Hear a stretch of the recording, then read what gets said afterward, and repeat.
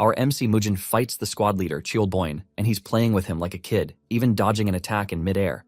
This pisses Cheolboin off, and he demands that our MC fight him like a man. Mujin then drops down, picks up his 100-kilo sword like it's nothing. As they both lunge at each other, Mujin quickly pulls his sword back and strikes Cheolboin's blade so hard that it knocks his sword back. Taking this chance, he punches Cheolboin in the face so hard he almost flattens his nose and sends him crashing to the ground. The others are shocked because he was never this strong before. To understand why our MC can do this to a squad leader, let's go back to the beginning. Our MC, known as the Divine Demon, is a powerful swordsman who finds himself going up against 9 powerful sect leaders in a quest for vengeance. His amazing and terrifying sword skills allow him to match up to the sect leaders. He cuts them down with so much precision that they are all confused as to how he is doing it. Before they know it, they find themselves getting cut off one by one, leaving them to conclude that our MC is nothing but a monster. Even when those who were still standing managed to pin him down and push a sword through his heart, he pulled through and sent them all to the afterlife, ultimately stamping his name as the Divine Demon. Just when he is about to die, his life flashes before his very eyes, and he feels the sense of relief of having fulfilled his mission. Our MC remembers when he was getting jumped by 3 kids, since he was a troublemaker in the Murim. He was ultimately saved by his master, who trained him. But in the end, he lived by the sword, killing people left and right. He wonders if life is all about what he did, and in that moment, he remembers his late wife. The best moments of his life were the ones he spent with his wife, but they were later taken away from him. In tears, he wonders what the meaning of his life really is, and in the end, he closes his eyes in death. Suddenly, he hears ranting all around him, and he assumes that he is in hell until he opens his eyes to see some annoying group standing in front of him and trash-talking him. Our MC is totally confused as he doesn't understand a thing about what is happening.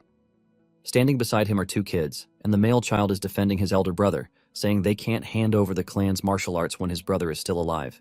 He mentions that no matter what happens, the martial arts must remain in their clan, the Flame Hua clan. While our MC is still questioning what is happening, the opposition leader suggests that they make a deal to remove all of their worries. He calls our MC, Hua Mujin, and tells him that he is ready to offer money since his clan is utterly poor. In return, Mujin will wager his clan's martial arts, but they are going to duel for it. The winner of the duel then takes everything. The little boy is shocked when he hears this, since his elder brother, our MC, is totally useless when it comes to martial arts.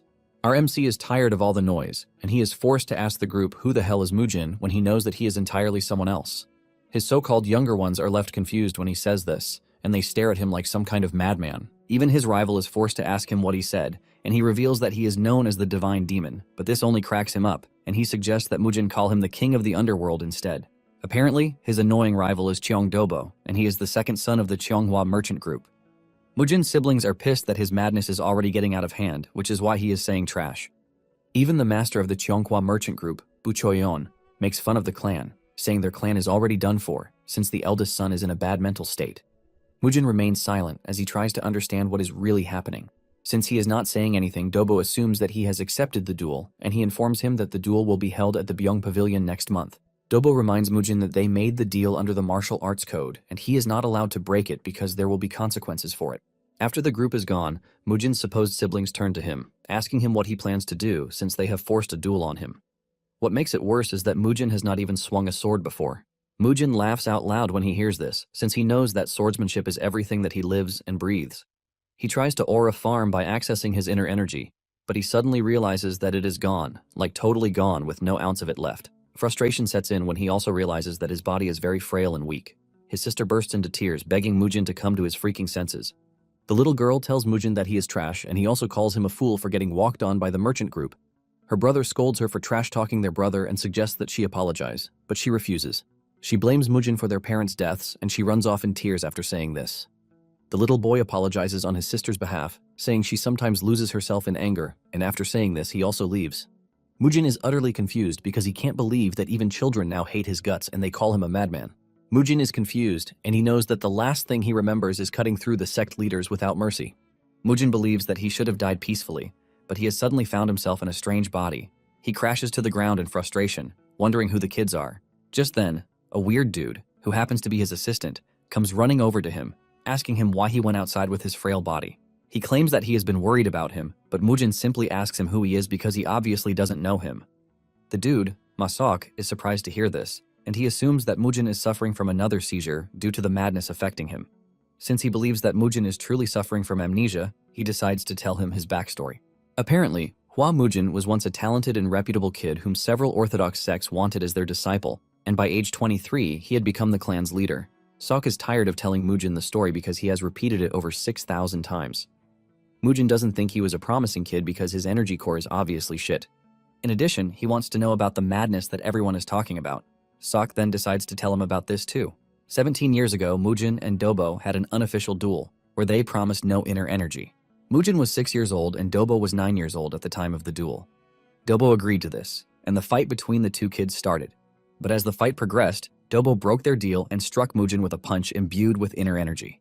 Mujin is disappointed at this, and he asks Dobo why he used the 7-wound fist techniques when they clearly promised not to do anything outside of throwing fists. Dobo makes fun of Mujin, telling him that the technique was passed down through the Kongdong sect and apparently the after effects are no joke. Apparently, Dobo had tested it out on his older brother who was acting all cocky and the technique left him bedridden. Since he was glad about how it turned out, Dobo was excited to see how it would turn out against Mujin. Basically, Mujin is now called a madman because they believe his condition is a result of the after effect of the 7-wound fist strike. Mujin is pissed that Dobo was the one who made him useless, but he is suddenly requesting a duel. Mujin then asks Sok how they handled Dobo after he rendered him useless. Sok then mentions that Mujin's father was the one who later gave the final verdict. Although Dobo was his cousin, he was also the son of the Cheonghua merchant group, considered to be one of the top 10 within the Central Plains. Even though Dobo did something terrible, Mujin's father only let him off with a warning. Mujin cannot believe just how useless the man is to have forgiven someone who rendered his son useless. Mujin concludes that the clan is total trash, and then he asks Sok where his parents are. Sok mentions that Mujin's condition progressively got worse, which led his father into debt because he was looking for ways to cure his illness. 9 years ago, his mother's sickness actually got really worse, and she passed away from it.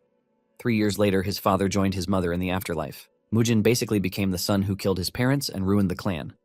Because of this, the clan's reputation actually got trashed, and his siblings found themselves in a tight spot. All that is left of the family are debts and 2 loyal retainers and just a few martial artists. He also has his younger brother, Hua Dojin, and his sister, Hua Soyeon. Mujin finally realizes why his sister, Soyeon, said he is to blame for what happened to their parents. That night, Mujin went through the history books left behind by the original owner of the body, and he learned a few things from them. He realized that 30 years had passed since he defeated the 9 sects, and he now inhabits the body of a madman with no energy core. Since our MC carries no regret from his past life, he decides to live according to the Mujin and help out the helpless kids. However, he knows that the Cheonghua merchant group is going to be a big problem for him. They were basically the ones who rendered the body useless and also destroyed the clan. The first thing on his list is to plan for the duel he has against Dobo, which is the following month. Since the body is trash, he figures out that he has to rebuild his body from the beginning. He sits down to meditate and starts everything all over again like a beginner. He remembers that back in his old life, the first time he wanted to try cultivation, it was hard for him. However, things seem to be going smoothly with the current body thanks to the body's overwhelming innate martial aptitude. Mujin taps into the body's insane energy and tries to explore it to the max, leaving a golden light shining across his room. Momentarily, Sok and the retainers hear his scream and struggle from where they are, causing them to rush into his room. They find him on the floor, and one of the retainers jokingly says he is dead. He checks Mujin's pulse and realizes that it is stronger than before, but Mujin suddenly grabs him, asking him why his body is suffering from immeasurable pain just because he tried to form an energy core. The retainer is confused by this, and Mujin repeats himself, saying he wants to know if his body has some special constitution. The retainer then reveals his constitution is the heavenly martial body. Apparently, it is a rare heroic constitution, which is chosen by the heavens. Mujin gets hit with another wave of pain, and he finally figures out that the body's constitution is exactly the opposite of the demonic arts. Basically, a body of pure, upright energy will suffer intense pain when it tries to practice demonic arts. Mujin screams in pain, wondering why he got a body cursed with a very different constitution out of all the constitutions available. He concludes that things are really bad for him because the duel is just in a month. As he lies down in pain, he asks Sok who the 2 men are. Sok reveals that the man in green is the chief steward, Do Baekshun, and the man in red is an elder, Zhou Huanbong. The moment he hears the name Zhou, he remembers something from his past life, but the pain he is feeling is too much, and he ends up passing out. 3 days later, Mujin finally gets up from where he has been lying down, but Sok is worried that he is not taking enough rest. Mujin mentions that he is tired of lying down since he has a duel coming up, and he urges Sok to get him swords. Sok manages to keep himself from laughing when he hears this because the clan is still trying to get what to eat, and Mujin is asking for swords. Mujin is forced to ask if there is no money in the family, and Sok mentions that they are currently taking out loans from an unorthodox sect named the Bangho sect. Because the sect operates on a very high interest rate, they have found themselves in a whole lot of debt. It finally dawns on Mujin that to help the clan, he needs to resolve the money issue first. Nonetheless, Mujin doesn't think taking out more loans is going to hurt, since they are already drowning in debt. Sok is worried about this, but Mujin tells him to shut his mouth and write a letter to the two elders because he is going out on a walk. When the elders heard of this, they got worried about the fact that Mujin had made his way to the dangerous Bangho sect. Momentarily, Mujin and Sok arrive at the entrance of the Bangho sect. Mujin tells the big bodyguard to inform his boss that he would like to see him. The dude, Kang Noho, is not out to play games, and he tells Mujin to get himself into the building if he is there to gamble.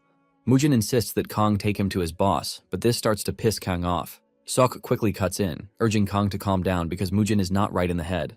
The tension between the two continues to rise until the vice master, Ma Jungbo of the sect, shows up, demanding to know what the issue is. Kang then tells his boss that Mujin is trying to meet their top boss. Ma asks him why he would like to meet their boss, and Mujin says he would want more loans. Ma then tells Mujin that he doesn't need to see the leader to get a loan, and he invites him into the building. Mujin and Sok soon find themselves going deeper into the manor using a wooden bridge, while they are being escorted by armed swordsmen. Sok is worried about the whole thing, and he tells Mujin that they still have the chance to go back before it is too late. Mujin disagrees with him, saying they have made it a long way already.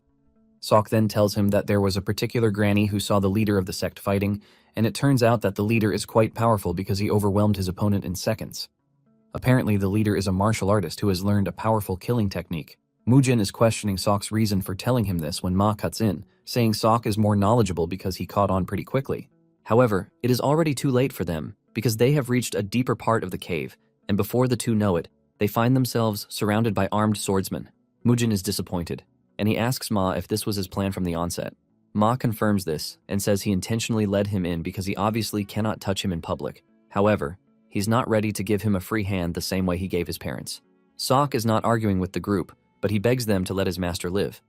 Mujin, on the other hand, is pissed when Ma mentions his parents because he obviously has no parents until it suddenly dawns on him that he is now in another body. Since everything is ready, Ma orders his men to teach Mujin a lesson. One of them, who is very eager to carry out the order, goes after Mujin and throws a punch at him.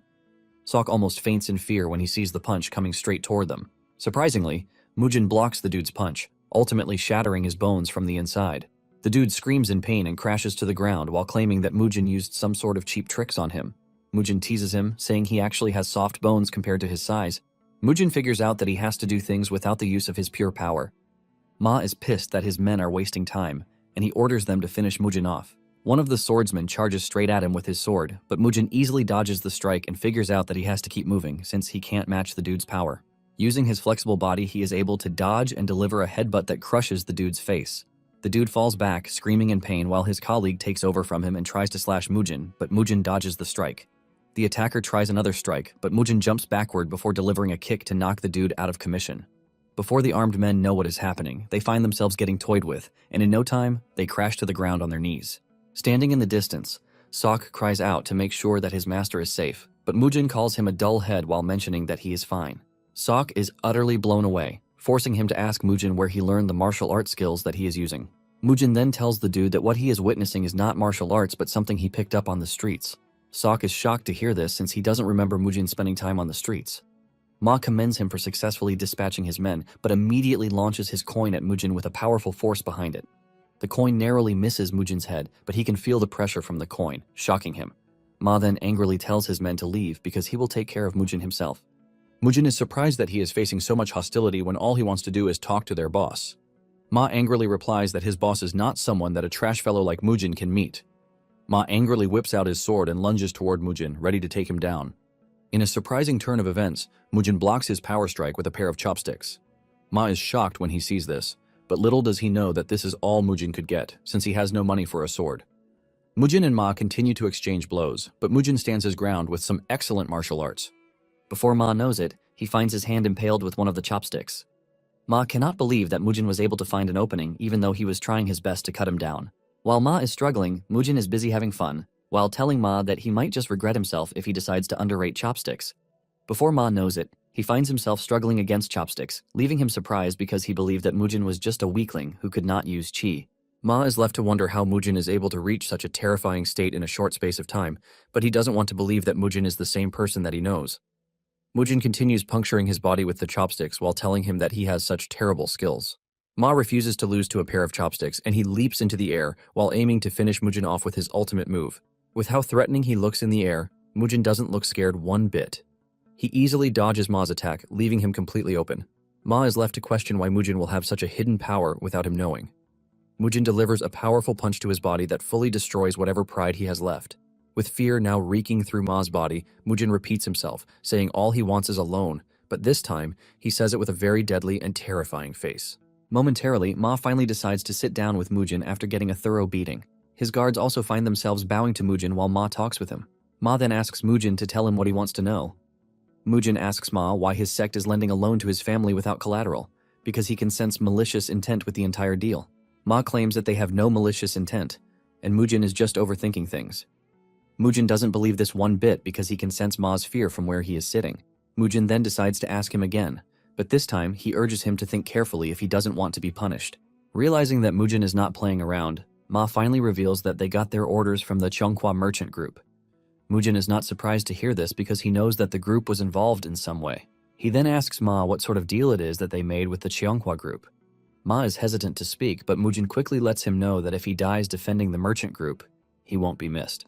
Ma takes some wisdom from what Mujin said and reveals that the merchant group ordered them to lend Mujin's clan whatever amount of money they want, but at a crazy high interest. In exchange for making the Hua clan fall, the Bangho sect will get the Hua lands after they are kicked off the chessboard. It finally dawns on Mujin that the family land was the collateral all along. Mujin then asks Ma how much 300 gold coins that he wants to borrow will amount to in a year.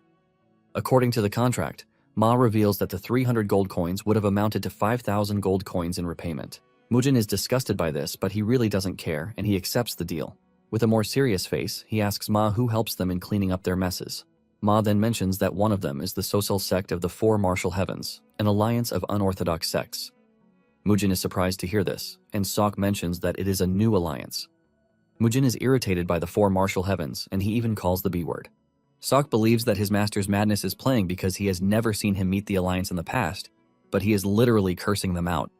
Mujin then tells Sok that he doesn't have to worry about it because he is not in the mood to explain. Mujin is already getting tired of waiting, forcing him to ask about the dude who went to bring the money. The dude soon arrives with a box filled with the 300 gold coins that he needs. Mujin's eyes light up in happiness when he sees this, and he assumes that it should be enough. He tells Sok that it is time for them to leave, but Sok is still skeptical about the whole borrowing of a thing. Mujin simply tells him to shut his trap hole and take the money so that they can leave. Ma and his guards escort Mujin to the entrance when he is about to leave. Mujin then tells him to write down the date in his ledger, and he promises to clear all of the clan's debts once he has finished his business with the Cheonghwa merchant group. In addition, Mujin warns Ma about taking money from the common folks, and failure to adhere to this will lead to serious punishment. Ma acknowledges the order, but deep down, he is pissed, and he cannot wait to see Mujin get screwed over. Momentarily, Sok and Mujin arrive at the house, and they are welcomed by the two elders. They immediately become worried when they see blood on Mujin's clothes, but he assures them that it is not his own. They ask him what happened at the sect, and he tells them that he simply went to borrow money.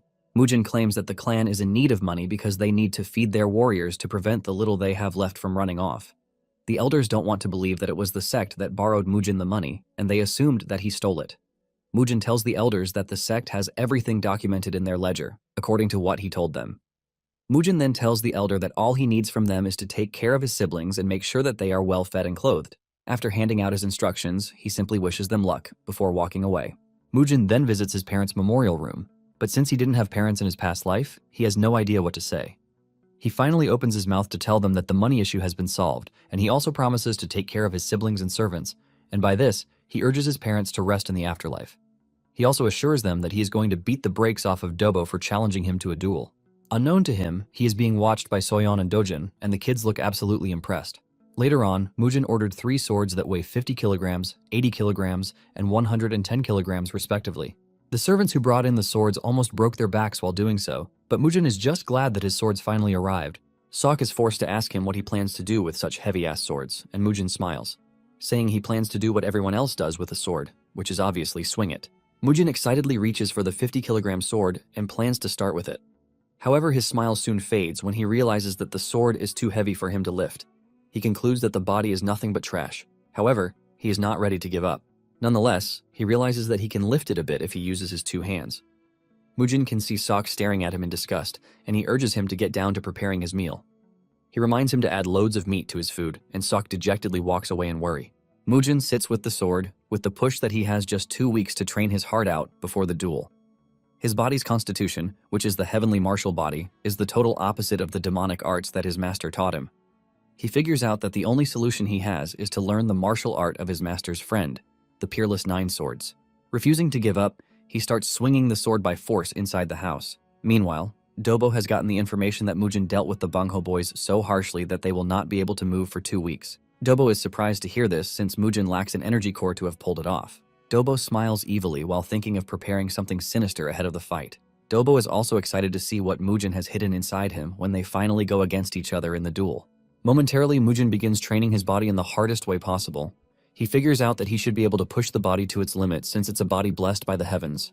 While training, Sok is always preparing whatever it is that he needs. He believes that with the preparations, he will finally get the chance to start his training fully. He picks up the 50-kilo sword and starts swinging it around, while remembering what his old master told him. After trying out the first form, Mujin wastes no time graduating to the second form. He remembers what his master told him that no matter what weapon he faces, he is going to come out victorious.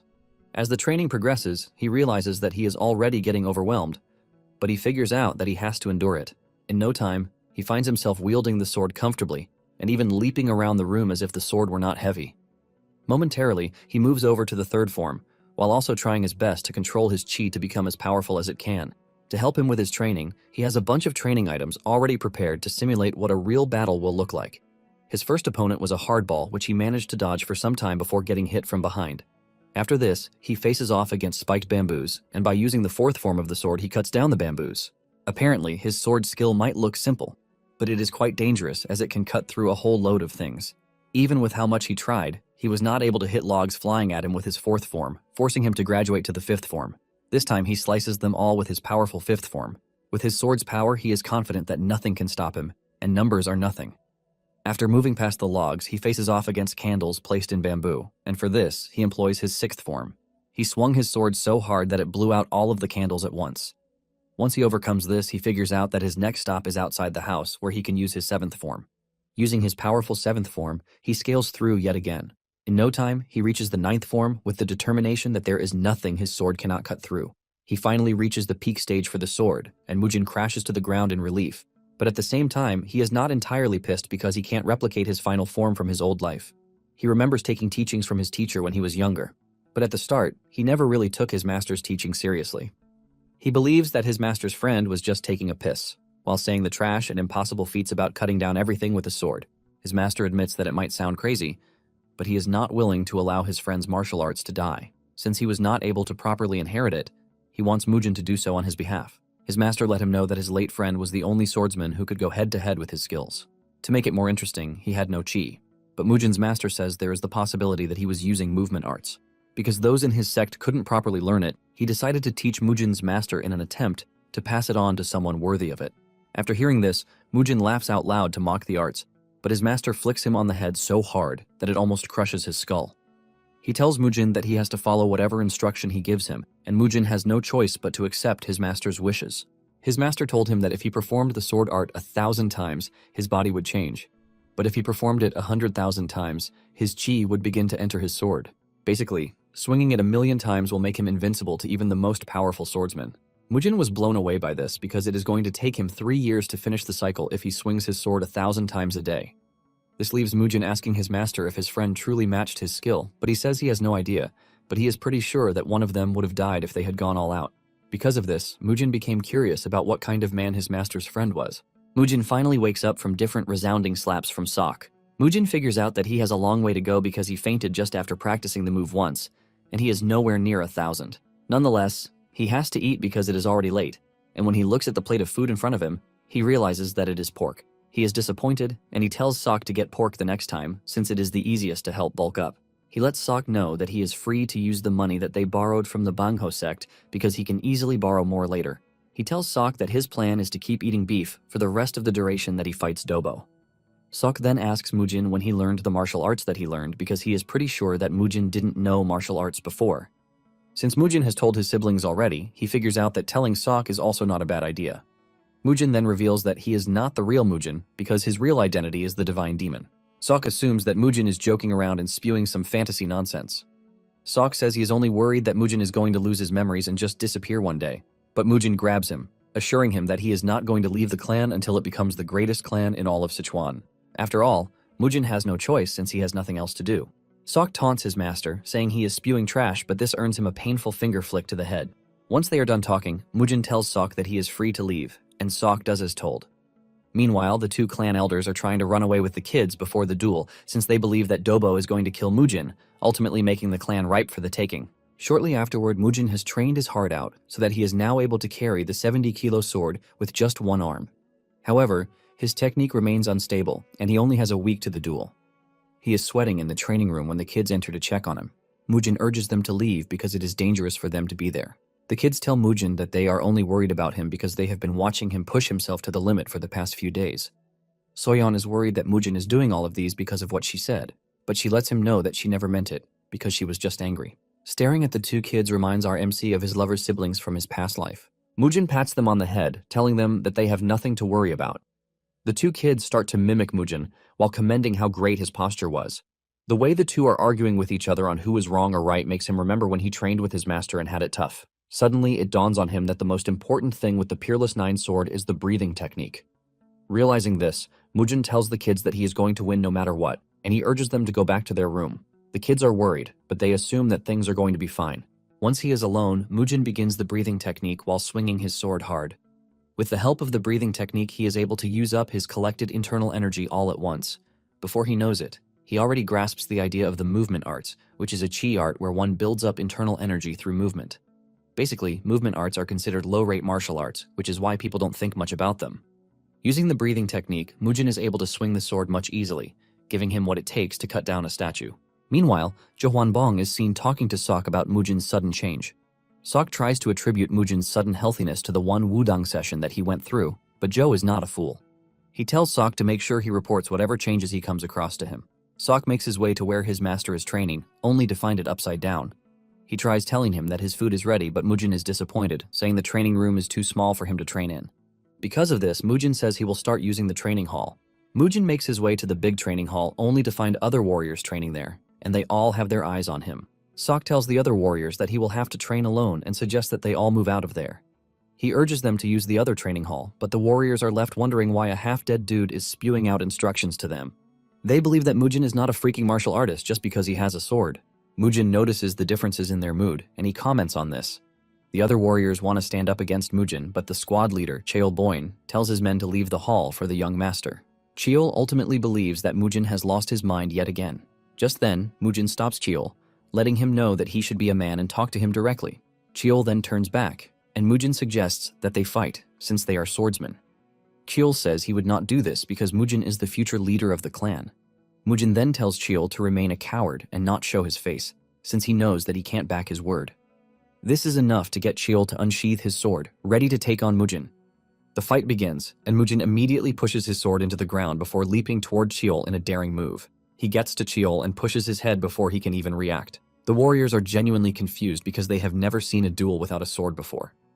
Mujin continues toying with Cheol by moving around pretty fast, while Cheol struggles really hard. Cheol soon gets frustrated, and he tells Mujin to fight him like a man and stop evading his attacks. Mujin finally agrees to take him seriously a bit by grabbing his sword, but Cheol wastes no time running his mouth, saying Mujin is to blame for everything that has happened to the clan. Since Mujin is the cause of the problems, Cheol doesn't think he deserves to learn martial arts. Cheol dashes toward Mujin, but he meets him halfway with the 9th form of his peerless sword technique, ultimately shaking up his internal energy. Mujin doesn't give Cheol any breathing space, as he lands a devastating punch to his face. Cheol is sent to the floor with blood spilling everywhere, while Mujin lets him know that things are about to be different. As he crashes to the ground, Cheol finally realizes the bitter truth that Mujin has fully changed.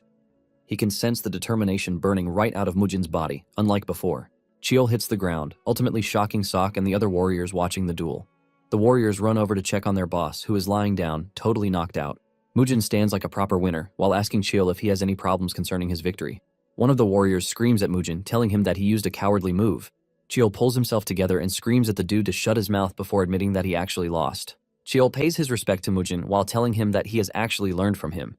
Mujin acknowledges his respect and tells him that he is free to leave. As the warriors are stepping out of the hall, Mujin tells Sok to join them, since he truly wants to be alone. The aggrieved warrior continues complaining, and he believes that Cheol went easy on Mujin, but he lets him know that he didn't because he was planning to leave him half dead. The dude doesn't want to believe this, but Cheol lets him know that he is dead serious. Cheol says he doesn't know the full story, but it is evident that their young master has exponentially improved. Sok, on the other hand, is also wondering when Mujin changed so much, but at the same time, he is thankful that he actually changed. That night, the two elders have a meeting concerning the upcoming duel. The two have been in the clan for over 36 years and have been loyal ever since then. They talk about how amazing the Flame Emperor was during his younger days. He was a competent young man who showed off martial arts in such a way that even the powerful Tang clan had to admit that he was one of a kind. Basically, the elders were mesmerized by his strength, and they both swore allegiance to him. Joe believes that they are trying to break the loyalty, but Do disagrees, saying they just need to resolve the bloodline problem. Do says they have been looking after Mujin for 17 years, but the clan has been in decline ever since then. The two believe that they have done enough, and there is no way the Flame Emperor is going to blame them once they reach the afterlife. Basically, they have gathered the money they need to relocate, and in addition to this, a few martial artists to help them out. Du then tells Joe that he should leave first, while he stays behind to look after Mujin some more. Apparently, the martial master of the Kongdong sect hired by the Cheonghua will be the witness for the duel. Joe is surprised to hear this, since it is all pointing toward cheating. The merchant group is basically an evil bunch of craps who will make sure that there is nothing left of the Hua clan. Du tells Joe to take the kids and wait for him at their promised location, even though it will be a huge shock to the kids.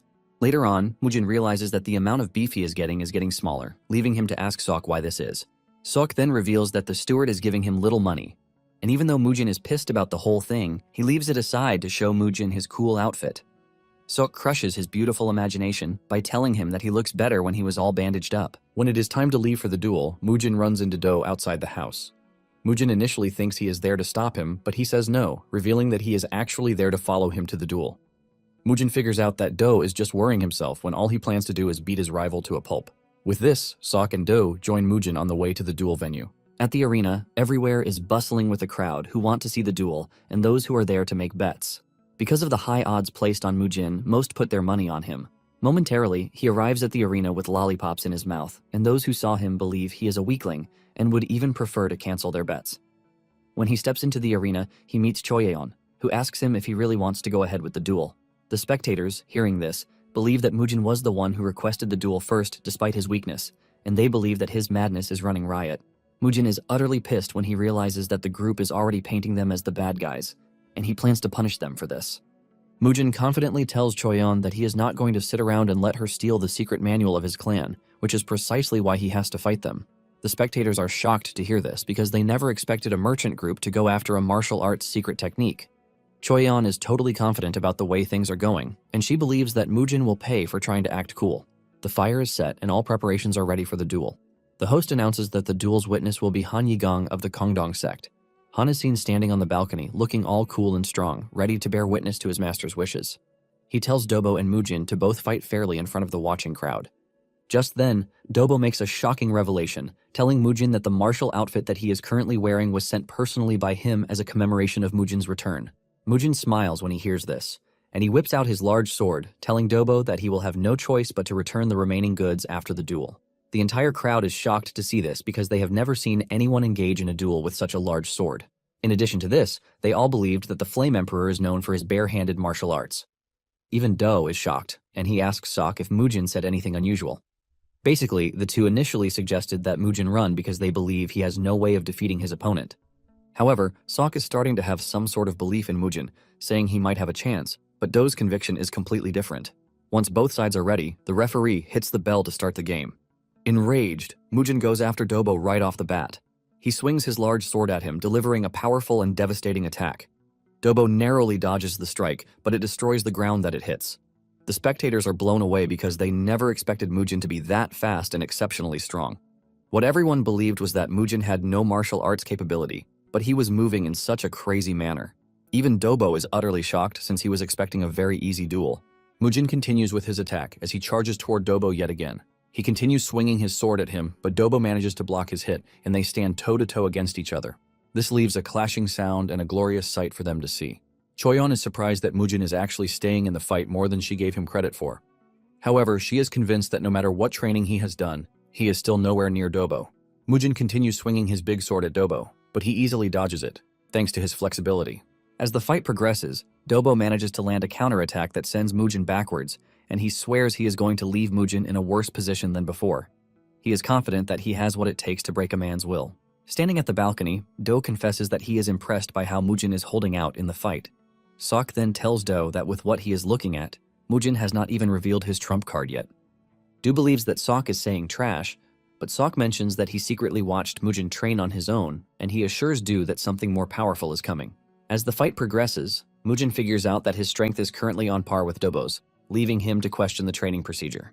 However, he is not worried because no matter how strong his opponent is, he will always win, and this time, he plans to kill Dobo. Meanwhile, Joe is transporting Mujin's siblings, and he has arrived at his destination with them sleeping. He remembers Do telling him that the reason he is not coming yet is because he would like to stay around and gather whatever remains of Mujin after Dobo kills him. Even though Joe doesn't know if what they are doing is right, at least they have started already. Back in the arena, the two are still going at each other. Mujin is not worried because he believes that Dobo is nothing but a rookie to him. The two continue to trade blows, and even though it appears that they are matched, some believe that Mujin actually has the upper hand. People have started talking trash about Mujin, saying he is not that impressive. Just then, Dobo launches a powerful attack that he aims straight at Mujin. Do and Sok almost faint as they watch the attack go straight for Mujin, and all they can do is pray that he actually dodges the attack. Realizing that Dobo is onto him, Mujin employs the Peerless Nine Swords first form, the preemptive step. Dobo lands his hit, but thanks to the technique that Mujin used, he is able to block it, leaving the crowd in shock. Even Dobo is shocked, and he is forced to move backwards. Realizing that Mujin is going crazy, Dobo gathers his inner energy in preparation for a final strike. However, Mujin makes fun of him, saying his inner energy gathering is too slow. Mujin then activates his technique's second form, and he dashes toward Dobo with so much malice. Dobo can feel this, and all he can do is block Mujin's attack in a struggle, leaving him totally confused as he cannot believe that he is losing to Mujin. Dobo puts all of his strength into blocking Mujin's attack, but before he knows it, his sword shatters right in front of him. Mujin's sword passes through, slashing Dobo really hard. Dobo is thrown to the ground while Choyeon screams in frustration, calling out Dobo's name. Dobo lies there in a pool of his own blood with his right arm missing, and Mujin automatically wins the duel. Mujin then walks over to Dobo's arm and says he will be taking it with him as payment for the 17 years of grudge. Choyeon is shocked to hear this, and Mujin says that the merchant group might actually find a way to reattach his arm. Han leaps off from where he is watching to check on Dobo. Choyeon also rushes at them, and Han mentions that Dobo's energy core has also been destroyed. Han stares at Mujin, asking him if he really had to go that far. Mujin acts confused, asking Han what he meant by what he said, and Han says there was a clear gap in their skills because the fight was already over a long time ago. Mujin then replies that since he has a big mouth, he also has a lot to say. Mujin then asks if it was really necessary to use the 7-wound fist strike on the head of a 5-year-old child with no martial arts skill. With pure rage in his eyes, Mujin tells Han that what he just did is merely a closure of a grudge that he has been holding for the past 17 years. Mujin also adds that they are about to start paying for everything they have done against the Hua clan. With clear malice, he urges Han and his subordinates to prepare themselves very well. Choyeon crashes to her knees in pain, swearing that she will never forget what Mujin just did. As Mujin walks away from the stage, the spectators cheer for his victory because they are impressed by how he crushed Dobo. In addition to the beautiful things that they witnessed, they realized that they had never seen the sword he had used in the past. Basically, they are all hyped because a new martial arts master has been born. Do and Sok rush to meet Mujin, and he tells them that it is time they head back home. As he walks away, he suddenly turns back, asking Do if he has spent all the gold he entrusted to him. Do nervously replies that there is still a little of it left. Mujin then says he might have to stop by the Bangho sect because he would have to borrow money. Suddenly he tells Do that he doesn't care if he, Joe, and the other martial artists want to leave, but he lets him know that there will be great consequences if they try to take his siblings from him. He says this with so much killing intent that it almost cripples Do where he stands. Meanwhile, his siblings are already screaming at Joe for taking them away when they are supposed to be watching their brother's duel. Joe knows that they are done for when he reads the letter that the pigeon just delivered and realizes that Mujin unexpectedly won the fight. Do told him in the letter that they had been discovered, and he urged him to return to the house immediately. Without delay, Joe starts riding back home, but in fear, while the kids are celebrating that they want to go back and see their brother. Later on, Mujin tells Do that it is time for him to deal with the Bangho sect, and he tells Do not to worry himself about anything. Even though Mujin is now considered to be capable, Do urges him not to get himself entangled with the Sosol sect in whatever way. Realizing that the old man is just overthinking things, Mujin tells him that he won't. With this, Mujin heads out to meet the Bangho sect, but Sok is worried that things might turn out horribly. Mujin says he can't delay things any further, and he urges Sok to stay very close behind him. Momentarily, Mujin arrives at the Bangho sect, shocking Ma because he never thought he would see Mujin again. Mujin tells Ma that he is there to pay back his debts, while also making fun of Ma because their sect now looks deserted.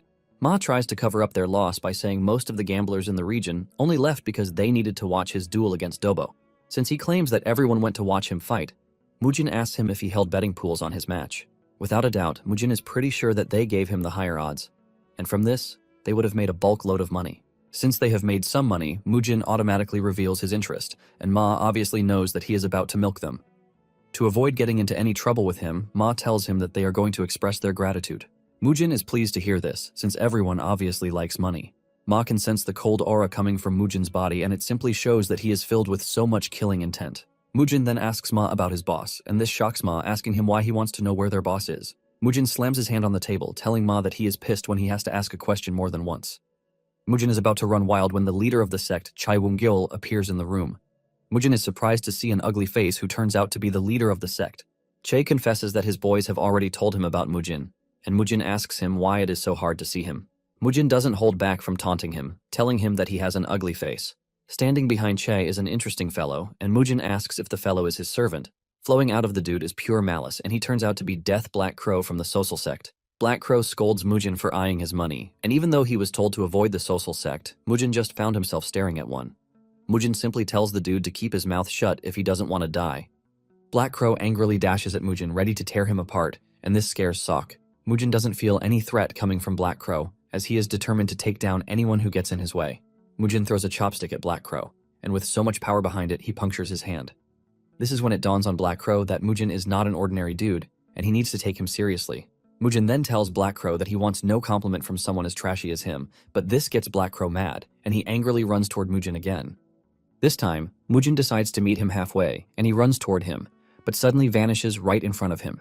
He appears behind him, shocking him. Black Crow frantically throws hands at Mujin, but he easily dodges while making it obvious that he is toying with him. Black Crow cannot believe that someone as young as Mujin is actually dodging his attacks. Mujin then decides to put one more hole in Black Crow.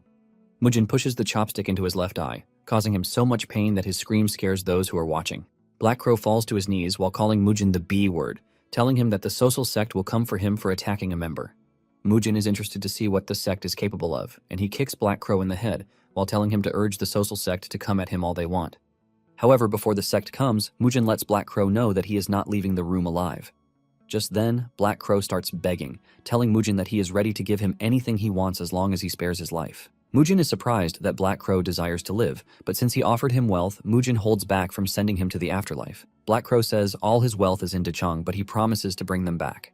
Mujin is ready to take the deal, but he assures him that he is a dead man if he doesn't return with the money. With fear creeping through his body, he rushes off, promising to be back as fast as he can. Once he is done dealing with the Black Crow, he turns to Che, who is already pissing his body, and he tells him that it is time they settle their debt. Che immediately falls to his knees, begging to be spared, while promising to give everything that he has. Mujin laughs at this, telling Che that he has nothing to offer him because his properties are already his. Che is confused when he hears this, and Mujin tells him to add the profits he has gotten out of commoners in addition to the lives he has ruined by manipulating martial clans to equal out his assets. With tears in his eyes, Che says he is willing to give Mujin everything, but this pisses Mujin off and he shatters Che's brain, reminding him that he can't offer him what he already has. Fear grips everyone watching this, and Mujin turns to them, asking them who is after him in the command line. Ma quickly steps up, saying he is the vice sect leader, and he falls to his knees, begging to be spared. He promises Mujin that he is going to live honestly if given another chance. Because he pleaded sincerely, Mujin decided to spare his life. Mujin then asks Ma how much Che was worth, and Ma starts with his house. He says everything is worth 4,000 gold, and Bangho's assets are about 10,000 gold. In addition, there is a 500 gold tribute from the Sozal sect. Basically everything totals over 20,000 gold, and Mujin mentions that he wants everything to come to him. Ma then tells him that he is going to prepare everything and bring it to him. Mujin is pleased to hear this, since he wants everything handled without delay. Once Ma is gone, Mujin stares at the other sect officers with a very deadly expression, and he tells them to start negotiating their lives. This shocks them, and he reminds them that Ma is the only person he promised to spare. Fear grips them, and they start begging to be spared. Momentarily, Mujin returns home with several boxes filled with treasures and money, leaving Do shocked. He tells Do that each of the boxes has about 400 gold in it. Do tries to remind Mujin that the Bangho sect is backed by the Sozal sect. However, the main problem is not the Sozal sect, but who is allied with them, and this is a scary dude named Ju Sugang. Du adds that the Sect also adds that the Sect has the Black Crow and the Red Crow too. The moment he hears Black Crow, Mujin tells Du that he has already dealt with him. This shocks Du, and Mujin tells Du not to place him on the same level as him or Joe, because anyone who comes looking for the clan's trouble will end 6 feet under. After he is done saying this, he tells Do to get him some beef, and he also orders that his siblings are well fed when they return. As Mujin turns around to leave, Do cannot believe that Mujin has already put fear in Black Crow, who is considered a menace across the region. Du basically realizes that Mujin is totally different from the person he once knew. Meanwhile, Choyeon has hired assassins to take out everything dear to Mujin. But she orders them to bring back one of the kids alive. In the past, the Flame Hua clan was pretty successful, and the remarkable man known as the Flame Emperor drew admiration from countless martial artists who were always watching him. He even received praises from the prestigious Tang clan of Sichuan. In a single generation, the Flame Hua clan became a martial clan that no one could ignore. Those who are considered peak martial artists even think twice before messing with the Flame Hua clan. Because of this, there was a time when the people of Xichang would cheer passionately whenever the clan's members walked the streets. However, after the Flame Emperor died, the next patriarch showed how trash he is, and because of this, the Flame Hua clan gradually declined. Those who had been loyal to the family started walking away one after the other. With this, the image of the emperor who once ruled his world became split among those who remember him and those who don't. But the one thing that remains is that he is an extraordinary man. Because of the immense aura that Mujin has when walking, the elders start comparing him to the late emperor. Soon afterward, wounded warriors show up to tell Du that they have been ambushed by assassins, and Elder Joe and a bunch of warriors are the only ones fighting the assassins. The moment Du hears this, he realizes that the 2 young ones are in danger, and he tells the warriors to notify Mujin immediately while he goes ahead of him. In the forest, Joe finds himself standing up against the assassins, since the warriors with him have been taken down. Even in the face of immense danger, he stands strong with all readiness to protect the kids. Just as he is about to be overwhelmed, Du shows up just in time to lend him a helping hand. This pisses the assassins off because they had almost accomplished their mission before Du showed up. The assassin leader screams at his men, telling them to take down the 2, and another round of fierce battle ensues. Du manages to exchange a few blows with the assassins, but old age soon catches up to him and the assassins get the upper hand. Before he knows it, he gets cut on the shoulder, forcing him backwards. One of the assassins then makes Du his mission, and he tells his comrades to kill one of the kids. He pushes Du backward, forcing him to stay on the defense, but Du refuses to back down. Moments later, Du gets cut really badly, and he screams out in pain. Du crashes to the ground with no way to defend himself or the kids. Since Du is out of the equation, the assassins focus their attention on the kids, asking which of them they are going to kill or spare. Even though Dojin can't do anything to help, he still stands his ground to defend his sister, and the assassins decide that he will be the one to die. Just as they are about to cut Dojin down, Mujin's voice echoes through the forest, telling them to stop right where they are. He looks absolutely menacing as he dashes toward them at a great speed, but the assassins don't look scared since Mujin was previously known as trash. The assassin leader then tells his men to kill Mujin since he has decided to get in their way. One of the assassins dashes toward Mujin, but Mujin uses him as the first target for his rage. He shatters the dude's sword with little to no effort before launching a vertical strike that cuts the dude in half. Without wasting time, he moves past the dude and heads for the rest of the assassins. The moment they see how crazy he is, the leader of the assassins orders his men to come together and take Mujin down at once. The group quickly gangs up on him, but before they can reach him, Mujin activates the Peerless Nine Swords' 5th form, called the Army Slayer technique, and he slices through all of them like tissue. One of them tries to get the edge on Mujin, but he easily dodges before relieving the dude of his head. This is when it finally dawns on the surviving assassin that they are going up against a monster. Before he can even make another move, his right arm has left his body and he screams in pain. Mujin then tells him not to make another move if he still wants to remain among the living. Mujin turns around to see Joe helping Do up, and Dojin is covering his sister's eyes so she doesn't see the carnage going on in front of them. Dojin assures his sister that they have nothing to fear because Mujin has shown up and has beaten up all the bad guys. Mujin walks up to the 2 and he asks them if they are okay. Dojin assures him that they are good, and Mujin suggests that they must have been scared. But Dojin tells him that he is not, claiming that he is the son of a martial master. Mujin is relieved to hear this and he pats the boy on the head for his bravery. He then tells Elder Joe to take the wounded warriors and his siblings back to the estate. The moment the group leaves, Mujin turns his attention to the last assassin, telling him to keep his mouth shut about his chopped off arm. Mujin then asks him if he was sent by the Chonghua merchant group. The dude hesitates before answering, and Mujin tells him that he might spare his life if he answers honestly. The assassin gets curious when he hears this, and he quickly reveals that Choyeon hired them through the Death Forest faction.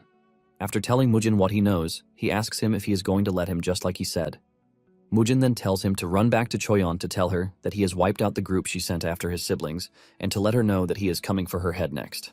Later on, everyone has their eyes on Mujin as he walks through the street with his body soaked in blood. Those who have been looking down on him in the past couldn't do that again, since they can't risk becoming one of his victims.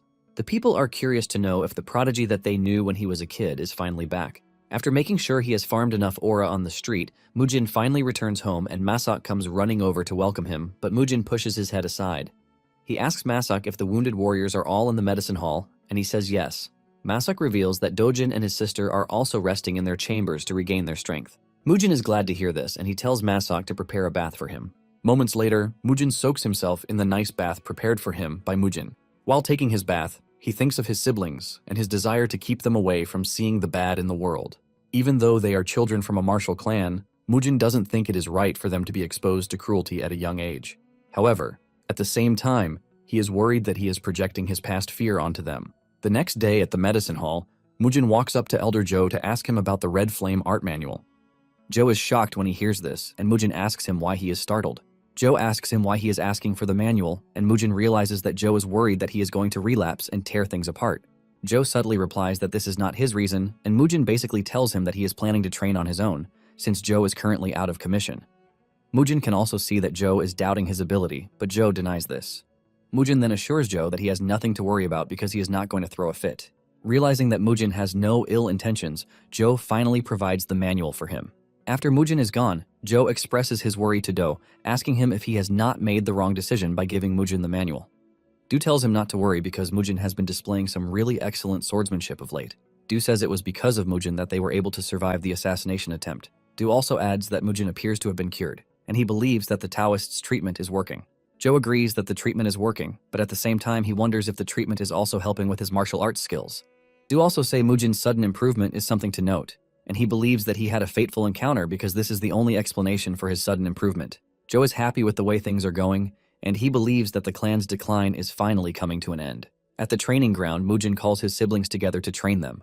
Mujin explains the concept of the whole training to them, telling them that they are expected to move very fluidly. He mentions that it is a fundamental movement technique that he created himself based on the countless real combat experiences. The two are impressed when they hear this, and Soyeon cuts in, expressing her shock, since Elder Joe claimed that Mujin has no real combat experience. Dojin cannot believe that his sister is basically saying things as they are. Mujin then suggests that they move past the boring talks, and he tells the two to come at him with the basic fist technique that they have learned. The two take their pose, and they come after Mujin at the same time, but their movements leave Mujin ultimately disappointed. The display from the two made Mujin wonder if the two were truly from a martial clan. He realizes that the two lack the basic movement to even be considered martial arts. Frustrated by the poor showing that they are displaying, he tells them to stop.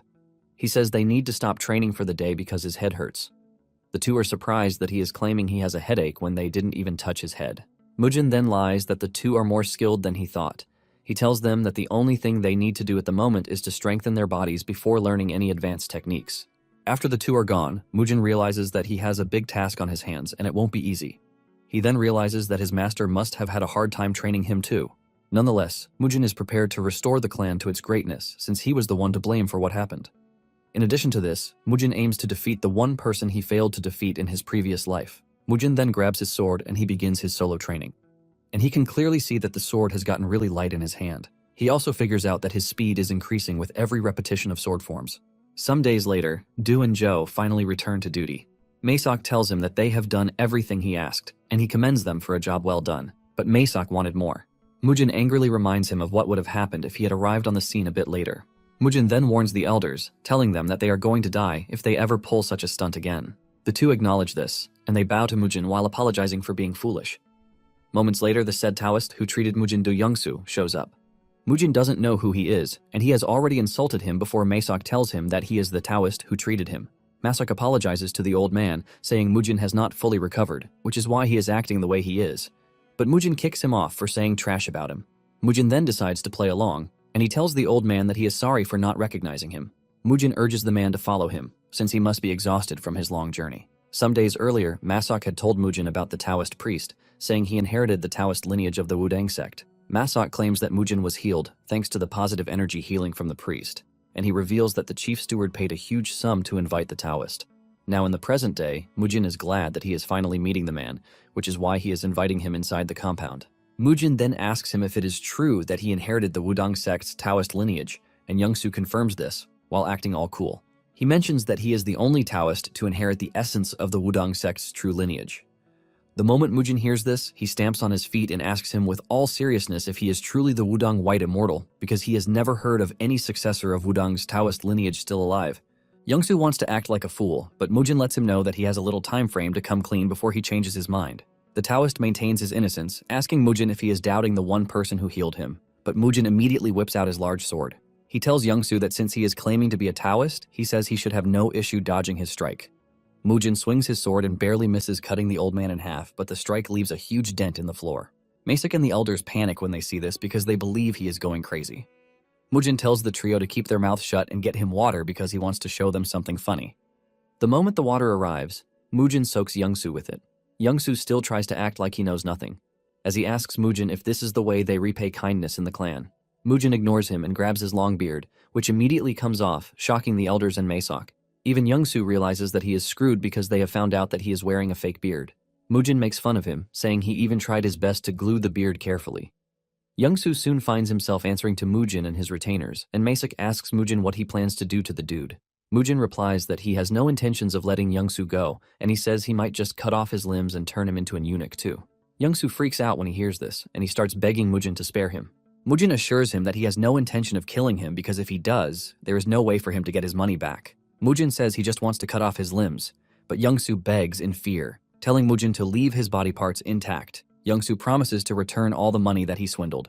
Mujin accepts the deal, but lets him know that he is also going to charge him for not cutting off his limbs in manhood. Scared for his limbs, Youngsu tells Mujin that he is ready to pay back any amount as long as Mujin leaves him whole. Mujin then asks Do how much the dude collected from him, and Do reveals that he paid him 50 gold Nayang. Mujin hears this and expresses his disappointment about how gullible Do is to have fallen for Youngsu's scam. In his defense, Do says he heard that Youngsu was a great healer. Mujin then turns to Youngsu, telling him that the first thing he's going to do is pay back the 50 gold. Youngsu reveals his intention to pay back the money, but claims that the money is back at his residence in Jinyang. Without hesitation, Mujin tells him to lead the way to Jinyang, which is 4 hours away. Do and Joe ask if they should come along, but Mujin tells them that there is no need for this since they are still recovering. He urges them to stay at home and make sure that there is no trouble. As he leaves with Youngsu, Do senses Joe's worry, and he urges him to trust the dude on the matter because he is no longer the man he used to be. Moments later, they get to where Youngsu's carriage is waiting, and Mujin is shocked to see the type of luxurious carriage that the dude is riding. This basically shows how well his scamming business is going. Mujin is even more blown away when he steps into the carriage and sees just how decorated it is. The inside is lined with cotton and finished with leather, and Youngsu says it is perfectly done because he travels a lot, so comfort is a necessity. Mujin smirks, saying Youngsu has a strong work ethic for someone who is a cook, and he asks him why he is not doing honest work, since he is a professional. Youngsu bows his head to Mujin, assuring him that he is going to embark on something legit from that moment forward. Mujin then lies down comfortably, telling the old dude that he needs to sleep. He suggests that he wake him when they have arrived at their destination. Youngsu acknowledges the order and assures Mujin that he will wake him the moment they arrive. Deep down, Youngsu holds ill intent toward Mujin, and he can't wait to show him what happens when someone wrongs him. The carriage soon departs, and after some hours of traveling, they arrive in a very silent and secluded area of the forest. Youngsu steps out of the carriage to meet an acquaintance, who appears to be a bandit. He tells the dude that Mujin is fast asleep inside the carriage. He tells the bandit to drag him out and make an example of him. The big guy is excited to do this because he doesn't know why someone would mess with the business of a Taoist. The big guy walks into the carriage and sends a punch in Mujin's way. Just as his punch is about to land, Mujin turns around to block the punch with his sword. Mujin smiles evilly while asking if they have arrived already. Mujin is disgusted with the guy standing above him, and he sends him flying out of the carriage, shocking Youngsu. The bandit feels the impact of Mujin's hit crawling through his body, and he decides to get serious since the claim about Mujin being impressive is not a false claim. Mujin slowly walks out of the carriage, asking Youngsu when their destination ended up being an isolated forest. Mujin finally realizes that he is a target for the Taoist too. He thought he was just a scammer, but then he figured out that he had other schemes too. Mujin doesn't take offense at this because he was looking for some action anyway. Mujin unleashes an overwhelming aura from his body while telling the big guy that he would like to see what he is made of. The big guy can sense the pressure coming from Mujin, and he calls on the rest of his gang to come out so that they can both take Mujin down together. 3 other big guys emerge from their hiding places, and it turns out that they are known as Zhongshan's 4 demons. The moment Mujin takes a good look at them, he can see that they are wielding demonic energy, but he doesn't say anything about this. Mujin makes reference to the variety in their weapons and tells them that he would like to see the depth of their skills. Without wasting any more time, Mujin dashes toward the leader of the team and pushes him away from his teammates. He puts him on the defensive as he continues launching a series of attacks on him. The rest of the team soon realizes that Mujin is after only the dude, and they mobilize to help him. Even the dude getting attacked is feeling the severe hit from Mujin's strikes. He compares his attacks to those of a heavy mace. He soon loses his balance and Mujin kicks him in the face, crushing his mouth. Just then, the rest of the team catches up, and the closest tries to take Mujin's head off with his axe, but Mujin easily dodges and delivers a powerful elbow hit to his belly, causing the dude to scream in severe pain. The other two try to take Mujin down with a pincer attack, but he dodges, forcing the two to overextend their arms. This creates an opening for Mujin to easily punch one of them to the ground. Mujin then goes after the last dude, and the dude tries blocking Mujin's attack with his sword, but it shatters right in front of him. Mujin's sword almost cuts the dude in half, but Mujin holds back. The dude's life flashes before his eyes, and while he is still trembling from this, Mujin sends him flying with a powerful kick to the chest. With this, Mujin takes the four down, and he has them on their knees, struggling to breathe. During the fight, he has confirmed that they are using demonic arts, but this leaves him wondering how there are demonic arts in the Central Plains. Mujin considers them his juniors, and he doesn't want to kill his juniors. He is contemplating on what to do when the leader of the team screams out, telling Mujin that they are conceding defeat. He begs Mujin to spare them, and this is when Youngsu realizes that he is screwed because Mujin was able to easily defeat Zhongshan's four demons. The leader of the team admits that they already figured out that Mujin was way above them after the first few moves. Mujin then asks him why they kept messing around when they already knew this. Mujin assures the dudes that he will spare them, but he is going to destroy their energy cores and sever their meridians.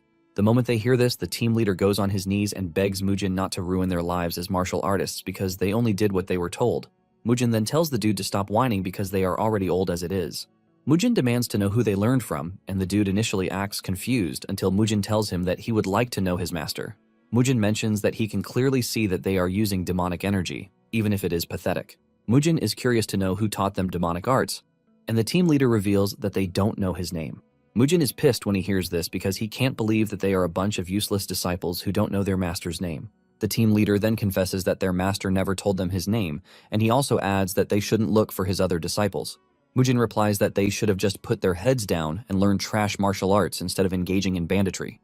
The team leader quickly corrects Mujin's misconception, saying that they are not thieves. He mentions that they only helped with their brother's business on the side. Mujin is surprised when he hears this, and he scolds them for helping him even though they know what Youngsu's business is. This is when the team leader reveals that they believed he was in the business of saving lives. Mujin decides to let them go, and he tells them to stop being lackeys for Youngsu. He threatens to kill them if he ever sees them do bad things again. The team leader thanks Mujin for having mercy on them, and Mujin turns to Youngsu, telling him that the amount of the bill he is going to pay has just increased. In fact, he is going to pay for messing with his mental health, and this leaves Youngsu totally horrified. After the carriage leaves, the four brothers suddenly awaken to the fact that Mujin is someone worthy of being their master. The four then chase down the carriage and they get it to stop. Mujin is wondering why the carriage stopped until he steps out to find the four bowing to him and calling him boss. The four tell him that they are pledging their loyalty with the assurance that they are going to serve him until they die. They beg Mujin to take them in, but Mujin believes that the four are suffering from being beaten up by him. He tries to discard them, but the four roar even louder, demanding that he take care of them while revealing that they are still quite young. This comes as a surprise to Mujin, who thinks the four are old dudes since they all have ugly faces. Mujin maintains the fact that the four cannot be younger than him, who is 23 years old. He asks them if they suffered an energy deviation or something. The leader of the four is surprised by this because they expect Mujin to just believe that they are young. Mujin adds that he is surprised that demonic arts users manage to become warriors of the ruined households of the Orthodox sect because it actually makes no logical sense. The eldest of the four, Cheolmuk, who is 21 years old, then tells Mujin that his master always said that being a demonic arts user is a way of living, not a faction or affiliation. Also staring at Mujin is the youngest of them, who is 18 years old, Nosak. Mujin agrees to Cheol's take, but wonders what sort of Orthodox family would accept demonic arts users because they might just get dragged into scandals. The second brother, Dongjiok, who is 20 years old, cuts in, telling Mujin that no one would dare to say such a thing because they are just going to bash their heads. The third brother, Jung Tai, who is 19 years old, agrees to this too. Mujin then tells them that they must follow all of his instructions if they want to serve in a household, and the four shout in unison, telling him that they are going to devote themselves. Tired of their screams and all, Mujin has no choice but to tell the brothers that they are now warriors of the Flamehua clan. Soon afterward, they arrive at Youngsu's large mansion, and he invites them into the house. His servants are surprised to see him with strange faces, and they ask him what happened. But Youngsu instructs his servants to prepare food in the annex. However, Mujin tells him to forget about the food because they need to go to the treasure room immediately. Youngsu agrees and starts leading them to the treasure room, while his servants almost crap their pants thanks to the scary presence of the 4 demons. Mujin is also surprised that Youngsu has been living so well thanks to the money he has swindled over the years. Just then, they run into a warrior, Sojin. Sojin asks Youngsu if there is any problem, but Youngsu rushes over to tell him that there is no problem. He urges him to go back into the house, but Sojin insists that Youngsu tell him whatever is wrong with him. Mujin then cuts in, asking Sojin why he keeps sticking his neck into other people's business when they already told him to leave. Mujin mentions that he can clearly see that he is Youngsu's guest, so he should stay away from the entire situation because guests are not supposed to meddle in household affairs. Sojin insults Mujin, saying he has a big mouth, and Cheolmuk wants to jump in to deal with Sojin, but Youngsu urges him to stand down because it is all a misunderstanding. Youngsu tells Sojin to stand down, and he decides to introduce Mujin and the 4 to Sojin, telling him that they are his guests. Instead of just staying back, Sojin decides to be even more rude when he finds out that Mujin is the master of the Flamehua clan. Mujin ignores him, telling him to move aside whenever he is done talking trash. Mujin is about to walk past him when Sojin tells Mujin that he should be ashamed of himself for running around with demonic users while terrorizing commoners. He then adds that Mujin's grandfather would be weeping in his grave as it stands, and he still doesn't stop there. He proceeds to call Mujin a pathetic trash too. Even Youngsu screams at Sojin for going too far, but Sojin assures Youngsu that he is a pro and would never lose to a scum like Mujin. Just then, one of the brothers whips out his weapon as he steps up to deal with Sojin, urging Mujin to give him permission. Mujin then tells him not to worry because he is going to handle the situation himself. He leaps into the plain arena, urging Sojin to join him, and Sojin excitedly does so. Sojin dashes toward Mujin with the intention of impaling him, but Mujin blocks the attack with his large sword. He commends his sword style but tells him that he lacks strength. Mujin continues to play around with Sojin, and in no time, Sojin starts feeling the strong vibrations rocking his sword. The 4 demons see this, and they know it is over for the dude because he is already backed into a corner by Mujin. They mention that his sword is about to break, and if his sword doesn't break, his skull is going to break. Just as predicted, Sojin's sword shatters, and Mujin smiles evilly before sending the dude into the wall. The 4 demons are not surprised by this, and Mujin tells one of them to throw his iron club to him. Since the dude tells Mujin that his grandfather is going to cry in his grave, Mujin tells him that he is going to make sure that he sends him to his grandfather. Mujin starts beating the dude so hard that his cries rock the entire house. The 4 are impressed at how Mujin is beating the dude like a baby. Youngsu panics when he realizes that Sojin is about to die, and he rushes over to meet Mujin, telling him to spare him, assuring Mujin that he is going to pay for his life. Youngsu mentions that Sojin has ties with the unorthodox martial heavens, and it would be bad if they allowed someone like the dude to die in his house. Youngsu assures Mujin that he is going to pay for Sojin's life, no matter how much it costs. Mujin smiles when he hears this, saying he thought Youngsu was putting his hope in Sojin. Moments later, they make their way into the treasure room, and Mujin comments on how rich Youngsu is. Mujin wastes no time, and he suggests that they start calculating everything. He starts with the 4 demons, saying each of their lives costs 500 gold coins. Youngsu cannot believe his ears, because Mujin just agreed to accept the 4 into the clan, but he is still supposed to pay for their lives. Mujin then continues by telling Youngsu that the compensation for his limbs is 200 gold, while his life is worth 300 gold.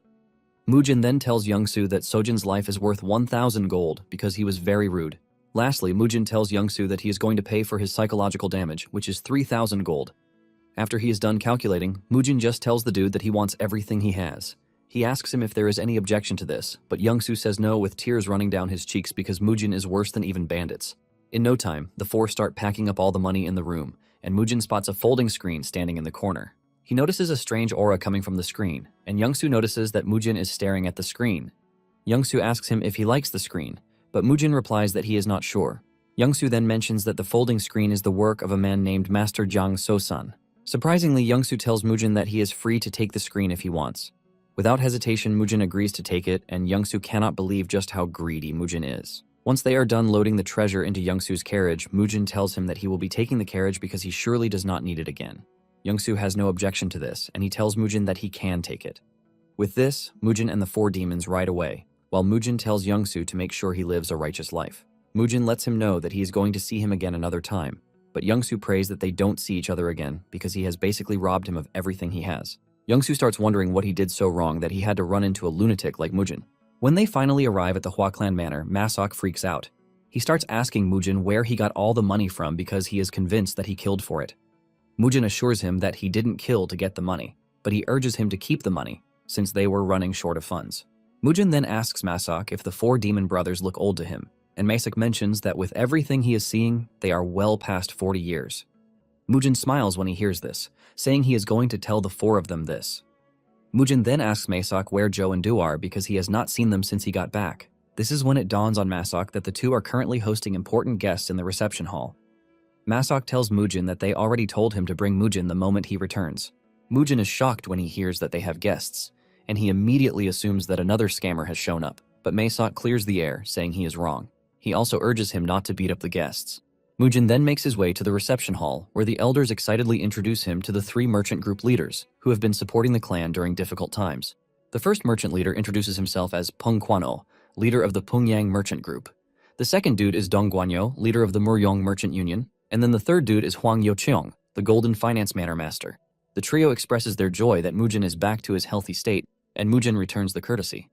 After some minutes of sharing insights and tea, Mujin asks them if they are there to collect the debts that the clan owes. This comes as a shock to the trio, and they let Mujin know that they have no intention to pressure him for repayment because they only came to congratulate him after they heard he had awakened. They even apologize if it seems they have caused him discomfort by coming. Mujin then tells the trio that he is grateful for their devoted support, but he lets them know that their repayment would be handled properly. Mujin mentions that he recently just gained his senses, and he is still not fully aware of the clan's current state. Because of this, he lets them know that he wishes to know the total debt that the clan owes their groups.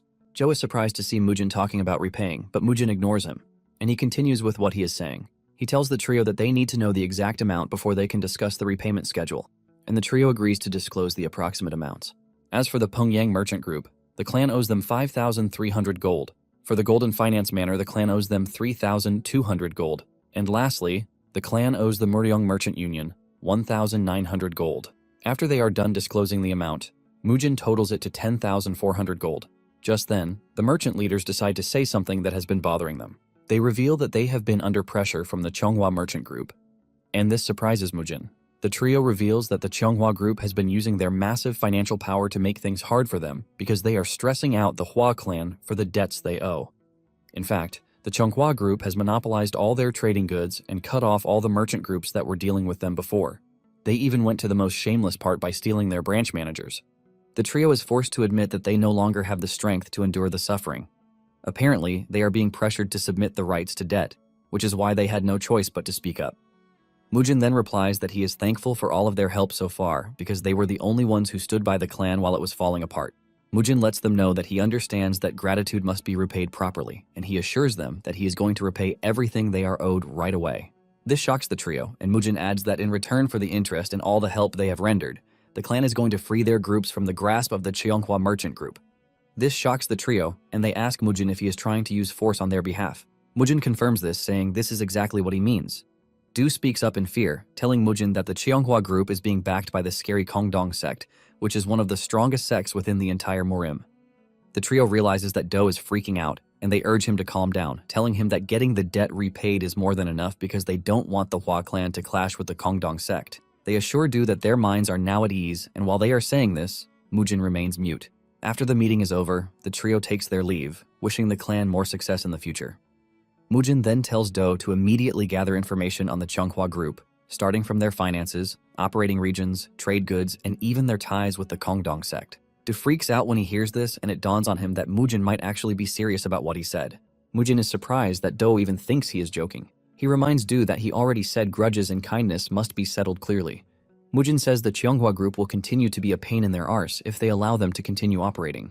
Mujin also adds that if they can't protect the merchant groups when they need it, they are not going to help them again. Because of this, Mujin is prepared to help them even if it is just once. However, he knows that the trio is going to dismiss the whole thing as the mad bravado of a lunatic. Just then, Mook shows up, telling Mujin that they have completed the task he gave them. Mujin is glad to hear this, and he tells the group to gather around so that they can greet the clan's elder and chief steward. Du and Joe almost faint when they realize that they are staring at the 4 demon brothers. The 4 pay their respect to the elders, asking them to look after them, but the 2 are too shocked to even reply. Mujin tells the 2 not to be too shocked yet, because there is something more shocking. He mentions that the 4 are younger than him, and the elders almost lose their minds. Even Masak, who is standing behind, doesn't want to believe his ears when he hears this.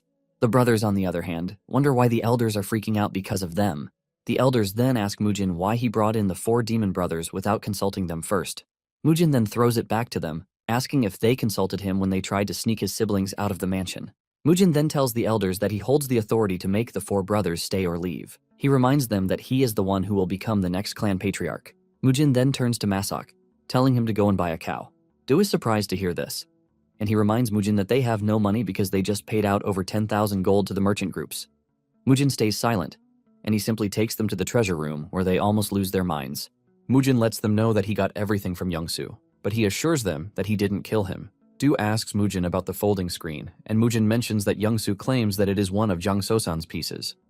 Du almost passes out in shock when he hears this, and Mujin continues by saying the least they are going to sell the screen for is 90 gold, which is why he took it. Since there is money, Mujin tells Masak to stop talking and just go buy the meat. Meanwhile, Mujin knows that there is something wrong with the folding screen. The following morning, Mujin calls out his siblings, the 4 demon brothers, and the clan instructors. Mujin lets them know that he has come to the conclusion that they all need special training.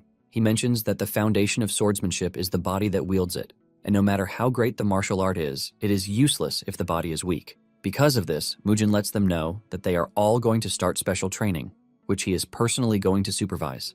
He then tells them that the sack of rice that is lying at their feet weighs 144 kilograms, and this will be their loyal training partner. Mujin adds that the rice is not food, and if he catches any of them eating it, they are dead meat. On the other hand, Dojin and Soyeon notice that their own sacks are about 15 kilograms at most. Cheolboin then asks Mujin what they are supposed to do with the sacks, and he tells them to hoist them onto their shoulders. Cheolboin is shocked to hear this, and another warrior complains, talking about how the sack is too heavy for even 2 men to lift. However, Mujin's countenance changes, and he screams at them to pick up the sack or else get trashed by him. He lets them know that his sword might not be enough to slice cleanly, but a hit from it would definitely break their bones. He lets them know that they have a choice of picking up the sack or sparring with him. Scared of Mujin's words, the warriors immediately pick up the sacks. However, Mujin tells the 4 demon brothers that they are to carry 3 sacks each, and if they don't want to, they are free to spar with him. The fear of sparring with Mujin pushes the 4 to immediately carry 3 sacks as their eyeballs want to pop out. The elders freak out when they see this, as they start wondering what it is that Mujin is trying to do. Mujin continues to motivate them as he lets them know that they have the strength to lift the sack as long as they have the right mindset. Mujin mentions that there is nothing impossible because only death awaits if they fail. Once everyone has picked up their sacks, including his siblings, he tells them to start sitting and standing. He lets them know that they are going to do this 200 times. Mujin makes the first move, and he tells the others to follow him as he screams out the order. The group screams as they try to maintain the stance, but Mujin continues to encourage them, telling them to tighten their stomachs and push up, or else they will die. Mook can feel his entire body crashing underneath him, but he knows he is dead meat if he can't endure it, because Mujin would simply beat him to a pulp. The elders start wondering what sort of training method Mujin has dedicated the warriors to, because watching it alone is exhausting. While they are sitting and standing, Mujin continues to motivate them, telling them that all they have been doing so far is wasting the clan's food under the pretense that they are martial artists. He lets them know that they have no right to complain about the training or anything else because they don't deserve to live if they can't endure just this little. By dusk, they finally reach 200, and one of them collapses the moment he makes the count.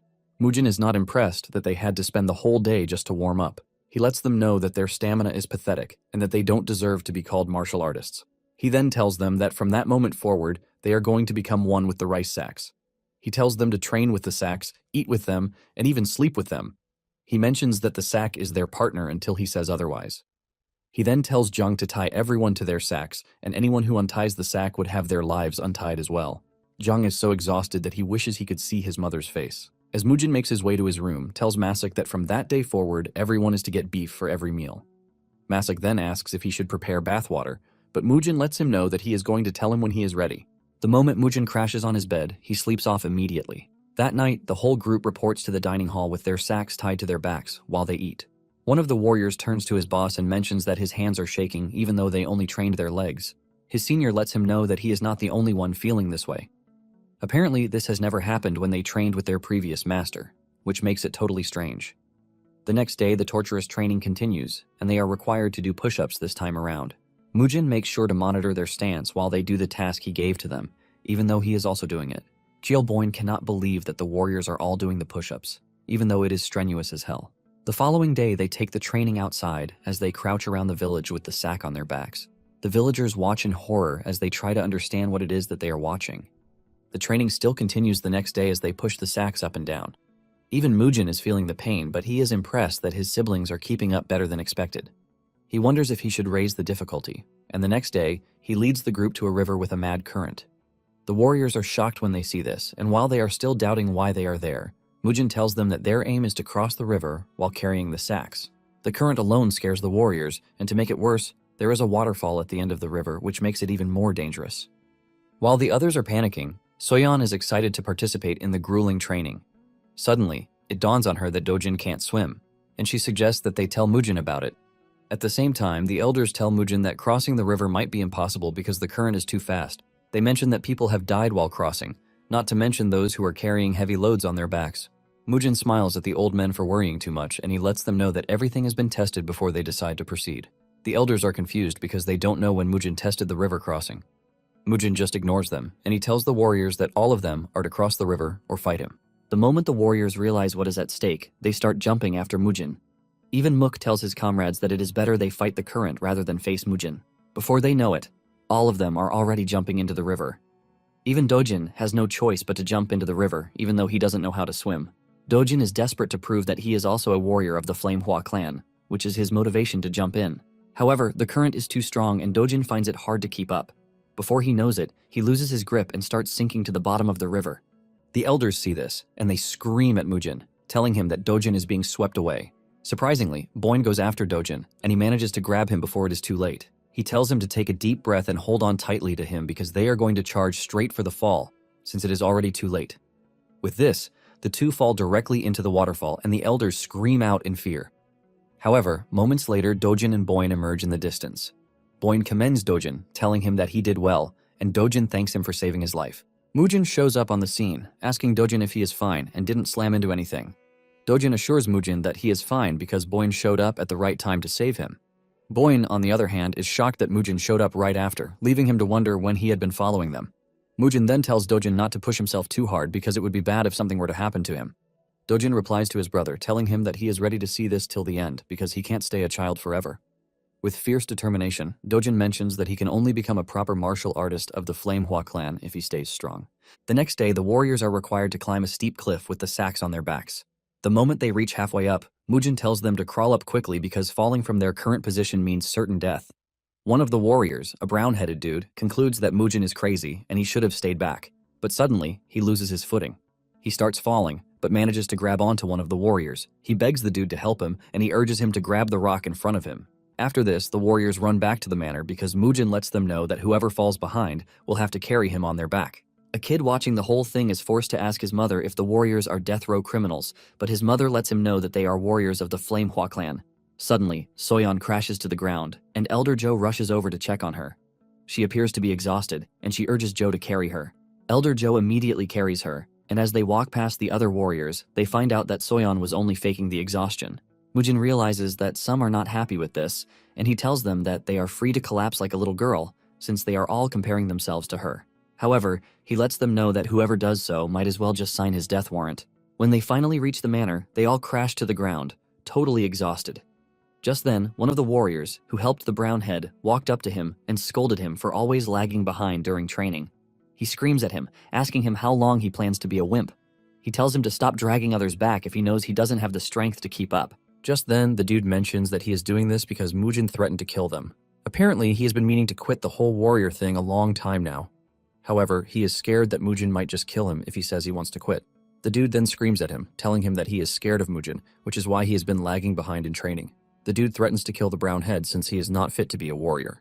However, Boyne cuts in, telling the giant dude that not everyone can be like him. The dude acts rudely and punches Boyne in the groin, telling him that he is just going to start by killing him. Mook then intervenes, telling the warrior to back off because Boyne is right. He mentions that the brown head is doing the best he can in his own way. He mentions that the brown head is also their brother since he has come to the clan too. The giant dude argues that there is no way they are going to become strong if they keep acting like a wuss, but Mook tells him that Mujin has been training a few years ahead of them, which is why everyone is supposed to take things differently. Mook then tells the dude that he can only say such hurtful things when he has managed to surpass him. The giant dude angrily walks away, telling the brown head that he is going to kill him if he ever causes him pain again. Later that night, the giant dude is leaving the toilet when he hears someone in the distance. He quietly walks over to find Mujin training with his sword in the middle of the night, all by himself. The dude is impressed at how fast Mujin's movements are, and it dawns on him that Mujin is way above his league, even though they are not far apart in age. Suddenly, Mujin notices that someone is watching, and he tells whoever it is to step out before he comes to find him. The dude has no choice but to come out of hiding, and Mujin asks him what it is that he is doing. The dude then replies that he was on his way back from the restroom and he ended up running into his training session. He promises that he has no intention of watching on purpose, and Mujin tells him that he was already getting bored with the whole training thing. He tells him to drop the rice sack and pick a sword.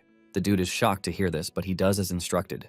Mujin then orders him to come at him, and the dude dashes toward Mujin at great speed. However, Mujin blocks his attack pretty easily while holding his hand behind him. The dude continues to make a move, and suddenly he realizes that he has become faster than before. Mujin also notices this, and he agrees that the dude has gotten better, but at the same time, he believes that he is not focused yet. Mujin manages to get behind him, and he slaps him so hard in the back, knocking him to the ground. Surprisingly, the dude immediately gets back on his feet. Mujin comments on this, saying he once went down in one hit, but it seems his strength is now usable. Even the dude realizes that something has changed in him because he would have been rendered immobile if it was before. Mujin then commends the dude, and he tells him to get some rest. The following day, Mujin tells the warriors that they are going to be working on their abdomens that day. He instructs everyone to lift the rice sack between their legs and hang on to it. The first group does as instructed while the others wait in awe. After they are done with this, they run into the village again. The brown head is about to fall off when the giant dude surprisingly walks up to him, telling him to endure because they are almost there. Mujin notices this, and he smiles because his teachings are working. A month later, Mujin gathers the warriors to tell them that the special training is over. He tells them that they are free to untie the ropes and set down the sacks. Just as they are about to start celebrating, Mujin lets them know that they are going to be doing this training every year during the summer and winter seasons. He informs them that the next training will be during the next winter, which is just a few months away. However, he lets them know that it would be easier, since they have already experienced it once. Mujin basically tells them that they have come to the end of the training, but he reminds them that a strong body becomes a strong sword. However, he tells them that it is time for him to conduct a personal sparring training with them to deepen their experience.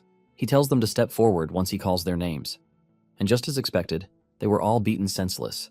But the pain brings experience, which in turn brings new change. With this, the 4 demon brothers were fully inducted into the clan as instructors. Just like that, the clan gradually began to regain its former glory, which once was a beacon in Xicheng. Later on, Du watches as Dojin spars with one of the instructors, and surprisingly, he is holding his own.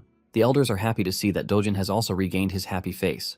They are glad that the 4 demon brothers have settled in, and this is all thanks to Mujin coming back to his senses to stabilize the clan. Du mentions that things are going so well that he is even scared. Apparently, Mujin has been stuck in the storage room for some days, and they wonder when he is going to finally come out. Unknown to them, Mujin is having a mental battle with the folding screen. Mujin notices that the stronger he pours out his inner energy, the more powerfully it pushes back with an even stronger force. However, he is excited to see who will give up between him and the folding screen. Days later, the folding screen finally expended the last of the energy in it, giving Mujin a way to force through. Mujin then walks up to the mirror and presses a button, which releases a bottle that contains a greenish substance. The smell from the bottle is bad, and Mujin admits that the person who installed the device in the screen is truly strange. Mujin finally realizes why he was feeling like some weird poisonous energy was leaking out. Suddenly, a book falls out of the folding screen, and Mujin picks it up. To his surprise, it is a manual on mind-severing sword art, which is what they were trying to hide on the screen. Mujin immediately sits down to study the book, but in the end, Mujin is left disappointed. He figures out that everything in the book is on par with one of Hubei's 10 great martial masters. Even though he is disappointed, he doesn't think it is a complete waste of time. He notices that the way the owner used the cultivation method is different from him, who uses the movement arts. Mujin figures out that the art is going to suit the Flame Hua clan much better. Basically, the reason he hasn't been able to teach the warriors swordsmanship is that there is a difference in his fundamental cultivation method and theirs. Apparently, the foundation of the Peerless Nine Swords is movement arts, while the foundation of the Flame Hua clan is yang energy martial arts. It is important to note that the 2 energies have conflicting properties, which means recklessly mixing them might lead one into energy deviation. This is the major reason why the Peerless Nine Swords must only be passed on to a pure beginner with no prior sect. Mujin figures out that he was just lucky that the body he reincarnated to already had its energy core destroyed, which was why it was left in a perfect state of nothingness. Thanks to this, he was able to build up movement arts easily without any problems. Mujin smiles at the book in his hand because he knows this is about to become the sword art of the Flame Hua clan. Shortly afterward, Mujin takes the book to the elders, telling them to read it. The elders freak out when they realize what it is that they are holding. They tell Mujin that it was the original text of the mind-severing sword art that was lost more than 10 years ago. They can't believe that such a high-level martial art was stuck inside the folding screen. Mujin mentions that Youngsu most likely doesn't even know that it was there. Du then asks Mujin if he really wants to teach the martial arts to the warriors, and Mujin reminds him that the clan doesn't have a proper swordsmanship martial art, so it is basically their luck. Mujin mentions that starting from the next day, he is going to start teaching the warriors, but he is not sure the instructors will be ready to learn it. Mujin then walks off, telling them that he needs to sleep, but he tells the elders that they are free to copy it if they are also willing to learn it. The moment they hear this, they start celebrating like fish that just found water. Not only this, but the warriors also celebrate like they just won the lottery when they were told about the martial arts. In the past, the clan had lacked a martial art that they could call their own. Since this was a high-level art, it made the warriors bound even more tightly. Just as expected, Dojin and Soyeon also excitedly jumped on the wagon. However, the four demon brothers only focused on their own martial arts because they were already training harshly in their own way. Mujin is confident that without the mind-severing arts, the four have what it takes to rise through the ranks of martial arts. Before they knew it, another month had passed. Mujin steps into the yard and he is surprised to find it empty. Mujin then asks Masak where everyone disappeared to, and Masak mentions that the sparring tournament, the Little Dragon Ascension tournament, is being held. Mujin is confused when he hears this, and Masak assumes that he forgot. Masak mentions that this is Shichang's biggest event, which is held once every 5 years. Apparently, the winner gets the right of qualification in the Orthodox Muram tournament. The moment Mujin hears this, he leaps off into town without even asking Masak where the event is being held. Mujin tells Masak that he should have told him about something like this, and he is pained that the old men are trying to enjoy the good show by themselves. Meanwhile, Joe and the kids have arrived at where the tournament is being held. They are registering their names when a rude dude shows up. It turns out that the dude is the chief steward of the Baek clan, Jang Siyun, and he is there with the representative of the Baek clan, Baek Sayon.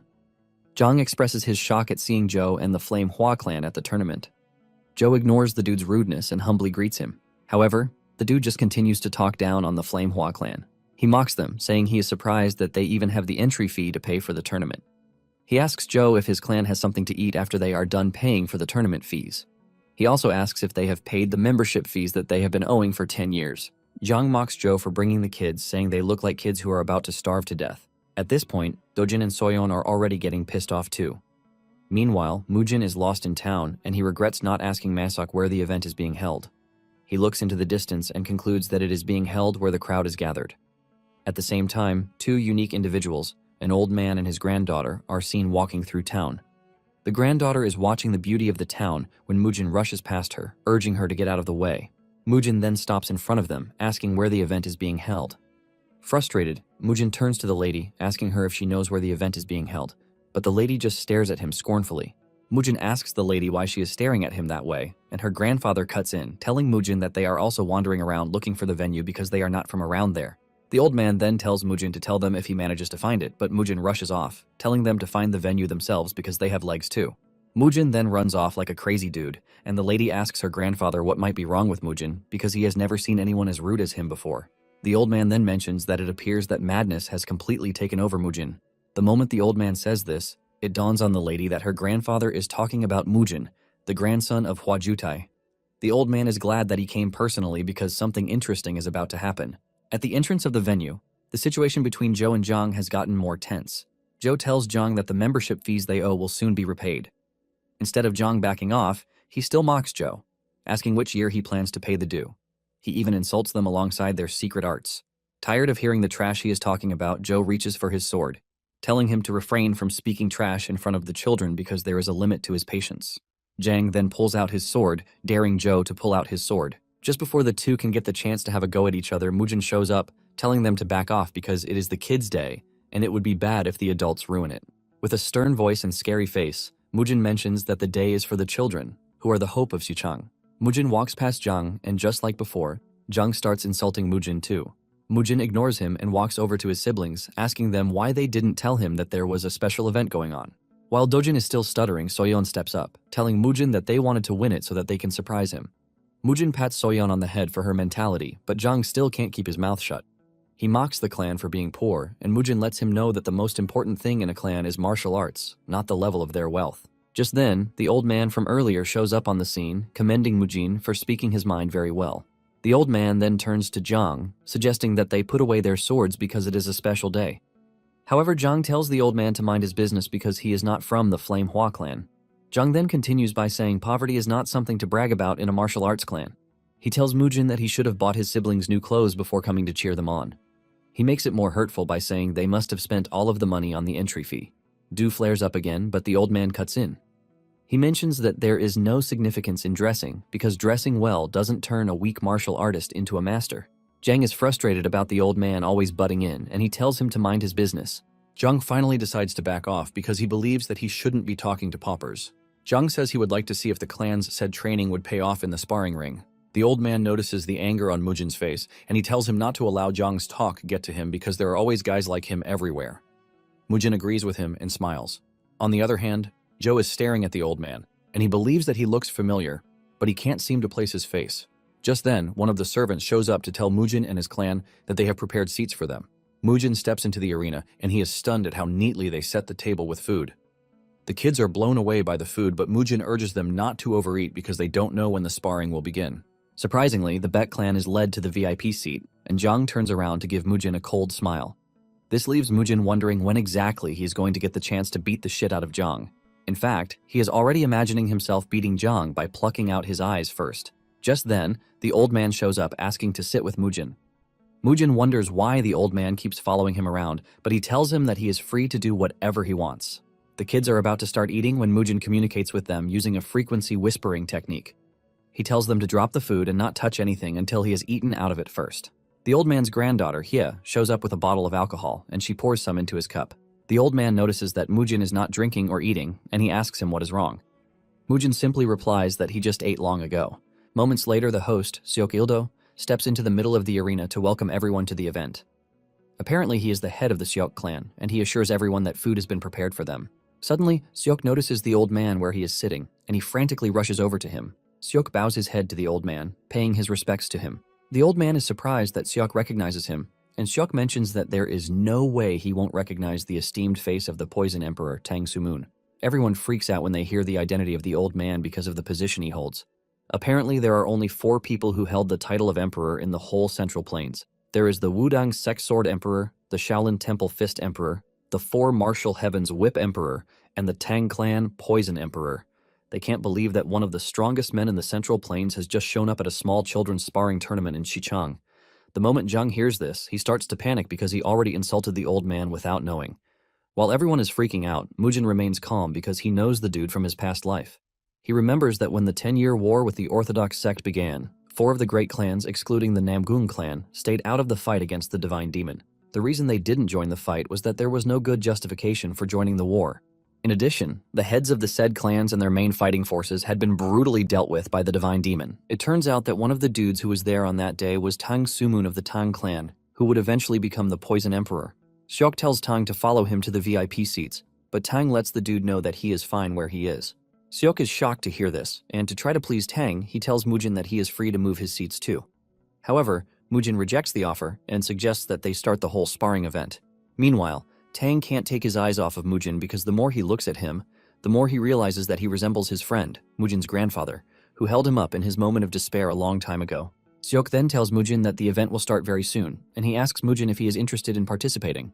Mujin is confused when he hears this, and he asks Seok what he is talking about. Seok reveals that he is talking about the Orthodox Murim tournament that is held once every 5 years, and since it is coming soon, he wants to know if Mujin is interested. Mujin simply replies that the tournament is not in his best interest, so he has no reason to participate. Out of nowhere, Zhang runs up to Tang to offer his greetings and also to apologize for what happened earlier. He tells Tang that he didn't recognize him, but Tang ignores him and continues with his drink. Tired of the whole noise and all, Tang puts his granddaughter to the task of getting rid of the brats. Hye gets on her feet, and she urges the group to go back to their seat because her grandpa doesn't want commotion. Seok then tells the old man that they are going to start the match right away. Before the match begins, Seok explains the match rules. He mentions that they can only make use of non-lethal weapons made of wood, such as wooden swords or wooden spears. In addition, the usage of killing strikes is also forbidden. He mentions that if a supervisor or official throws a blue pouch into the arena, it means the match is temporarily suspended, but a red pouch means the match has come to a complete stop. Once he is done going over the rules, he calls out the first participants of the day, Baek Sayeon and Soyeon. Soyeon is busy munching on a big portion of meat when she hears her name. Mujin then tells her that it is time for them to see how much she has improved. Sayeon, on the other hand, is confident that he is going to beat Soyeon senselessly. Soyeon also steps into the ring, telling Sayeon that he is about to become the stepping stone for her glorious ascension.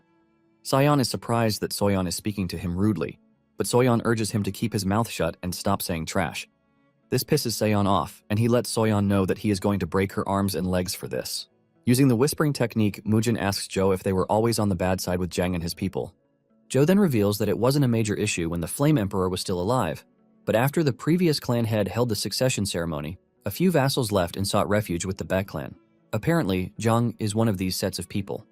The more the clan declined, the more hostile they became. Mujin then asks them why they became a pain in the ass, and Jo reveals that they had a major clash with the previous clan head over differences in opinion. In addition, the Baek clan continued to grow as they took in more people from the Hwa clan. Now in the arena, Saeon dashes towards Soyeon, but she dodges his strike and kicks him in the chest. Before Saeon can even recover from this, Soyeon has leaped into the air. She lands a knee blow to Saeon's face, breaking his nose. Saeon screams in pain and Soyeon stands over him, making fun of him because his nose is bleeding. Tang is surprised to see Soyeon using kick techniques, and he asks Mujin if he is the one who taught Soyeon this. However, Mujin mentions that it was Elder Jo who put Soyeon through such techniques. Hye then adds that Soyeon's athletic ability is high level too. However, she is interested in seeing how long Soyeon can hold out against an opponent with a sword. At the same time, Saeon is raging as he screams at Soyeon, telling her that he is going to kill her. Saeon dashes towards Soyeon, swinging his sword around, but Soyeon keeps dodging, thanks to her impressive agility. Hye is impressed at how Soyeon is able to dodge everything thanks to her movement art. At this point, Saeon is getting frustrated, and he calls Soyeon a slippery toad. Before Soyeon knows it, she finds herself cornered by Saeon with no space to dodge. Do and Jo freak out because they believe it is the end for Soyeon. Jang, on the other hand, is celebrating because he believes Saeon finally has what it takes to finish Soyeon. Saeon charges towards Soyeon with everything he has, but to everyone's surprise, Soyeon acrobatically leaps over Saeon. Saeon turns around with anger, telling Soyeon that she has been running around for a while. However, Soyeon lets him know that he just fell for her trap. Saeon is confused by this, and Soyeon tells him that she finally has the chance to beat the living shit out of him because he is the one backed to a wall. Soyeon raises her leg with so much ferocity, and she dares Saeon to block the attack with the dead wood he calls a sword. Before Saeon knows it, Soyeon lands a powerful kick to his head, sending him to the floor in pain. The sudden change in the pace of the game impresses the elders, and they start rooting for Soyeon, while Jang is groaning in frustration. Saeon tries to fight back, but Soyeon is just too goated for him, and she continues kicking him around like a ball. Before Saeon knows it, Soyeon sends him flying, and even breaks his wooden sword too. Jang fears the worst, and he screams at the referee to throw in the blue pouch. By this time, Soyeon is already standing above Saeon, ready to finish him off. However, the referee saves his ass. But instead of keeping his mouth shut, Saeon starts talking trash again. He talks about coming over to the Hwa clan and wiping all of them out. This is when Soyeon snaps, telling Saeon that she has no intention of stopping since she has shattered Saeon's sword. Saeon tries telling her that the blue pouch has already been thrown in, which means the match is suspended. But Soyeon replies that this is none of her concern. Soyeon walks up to him, telling him that he is free to come to the clan later with all the warriors of his choice. But at the moment, he is so dead. Saeon doesn't understand what is going on until Soyeon descends on him, knocking him to the ground.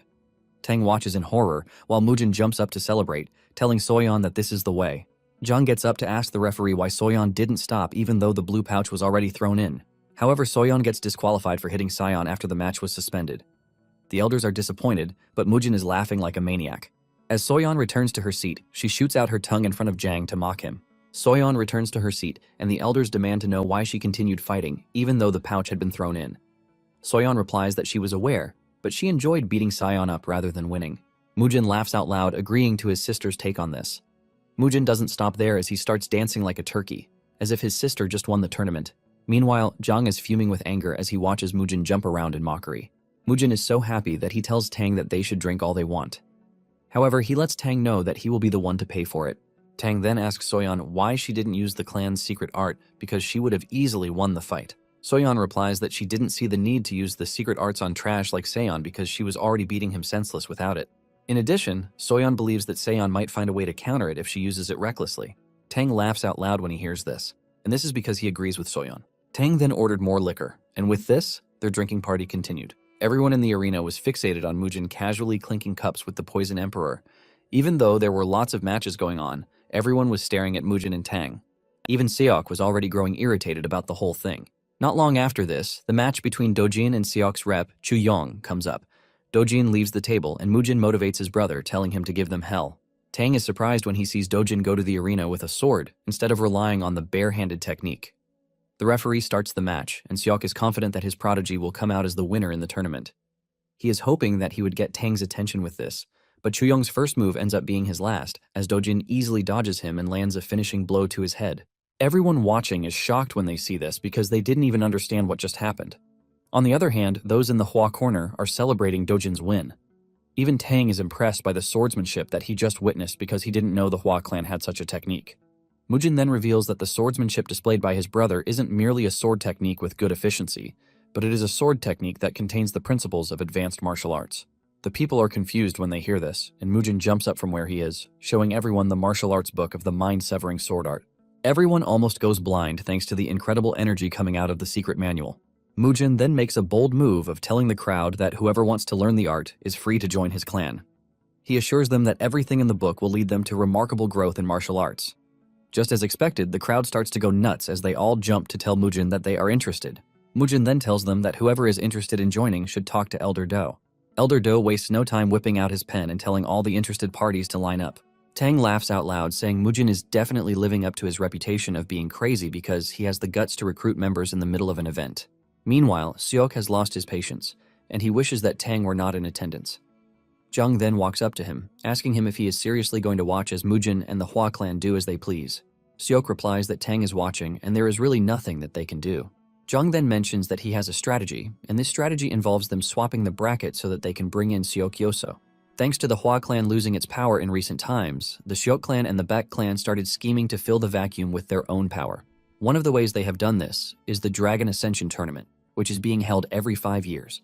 They have basically manipulated the tournament bracket to make their apprentice martial artists win so that they can send them into the Orthodox Muram tournament to raise their group's name. Thanks to the group's power rising through this, they decided to monopolize the Little Dragon Ascension tournament to continue expanding their influence. When it is finally time for the final match in the top 32 for the tournament, the referee introduces Seok Yoso as the contestant against Ban Yeowol of the Half Moon Sect. Apparently, whoever wins the match is going to face Dojin in the next round. Suddenly, Joe notices that Yoso is not supposed to be participating. Joe mentions that he is the champion of the previous tournament, and there was news that he had entered the Diankong sect to train. Even his opponent, Ban, is shocked when he sees Yoso, and he asks him why he is participating. Ban mentions that the tournament only allows participants up to 14 years old, and Yoso confidently replies that he is aware of this. Yoso mentions that he is 14 years old, but Ban replies that he is lying because he is already 15. However, Yoso didn't allow Ban to finish his statement before going after him. Yoso knocks Ban to the ground pretty easily, making him the winner of the match. Yoso proudly talks about how his birthday hasn't passed yet. Joe is pissed when he sees this, and he wants to intervene, but Mujin tells him to leave it, because Yoso is the best opponent that they can ask for. Not long after this, Dojin steps into the ring to face Yoso. Tang notices the change in the atmosphere, and he figures out that this is a finals match in advance. Even though Dojin seems to be at a disadvantage, the elders and his sister encourage him, telling him that he can win. Mujin, on the other hand, wears his serious face as he tries to understand the situation. Yoso then tells Dojin that the sword technique that he used got his brother eliminated. Dojin asks him if he is trying to get revenge, but Yoso tells Dojin to stop saying trash. Yoso mentions his plan to make sure that Dojin doesn't use the sword again. Without wasting time, Yoso charges at Dojin with the 12 radiant sword strikes, forcing Dojin on the defensive. However, Yoso continues pushing forward, making life difficult for Dojin. Tang assesses the situation, and he easily figures out that Dojin is going to have a difficult time dealing with Yoso. Meanwhile, Seok is glad that Yoso is beating Dojin up because he wants to prove to the Emperor that they are superior. Yoso swings his sword hard at Dojin and mocks him for losing his balance. Just then, Yoso gets the drop on Dojin, and he hits his hand with his sword because this is what he has been waiting for. This hurts Dojin so hard that he crashes to the ground in pain. Yoso is about to finish the fight when Mujin throws in the blue pouch to stop the fight. Yoso smiles, believing that his victory is already secured. Mujin calls Dojin out of the arena to check his hand, and he realizes that Yoso intentionally targeted the joints. Mujin helps Dojin to rearrange them a bit, and Dojin screams out through the entire process. After he is done, Mujin tells him that he has set the bones, but it might be hard for Dojin to use the sword. He asks Dojin what he plans to do, and Dojin tells his brother to tie his hand to the wooden sword. Mujin is impressed when he hears this, and he goes ahead to do what Dojin requested. Once he is done, Dojin returns to the arena, looking more determined than before. Tang commends Dojin's bravery, and Mujin says this is the least Dojin can do because it's from a respectable martial arts clan. When Yoso returns to the ring, he expresses his surprise that Dojin didn't actually run away. However, Yoso lets Dojin know that he is about to do to him what they did to Mujin when he was young. Dojin is forced to ask Yoso what he just said, and Yoso leaps toward Dojin, talking about how he plans to make Dojin and his brother the new pair of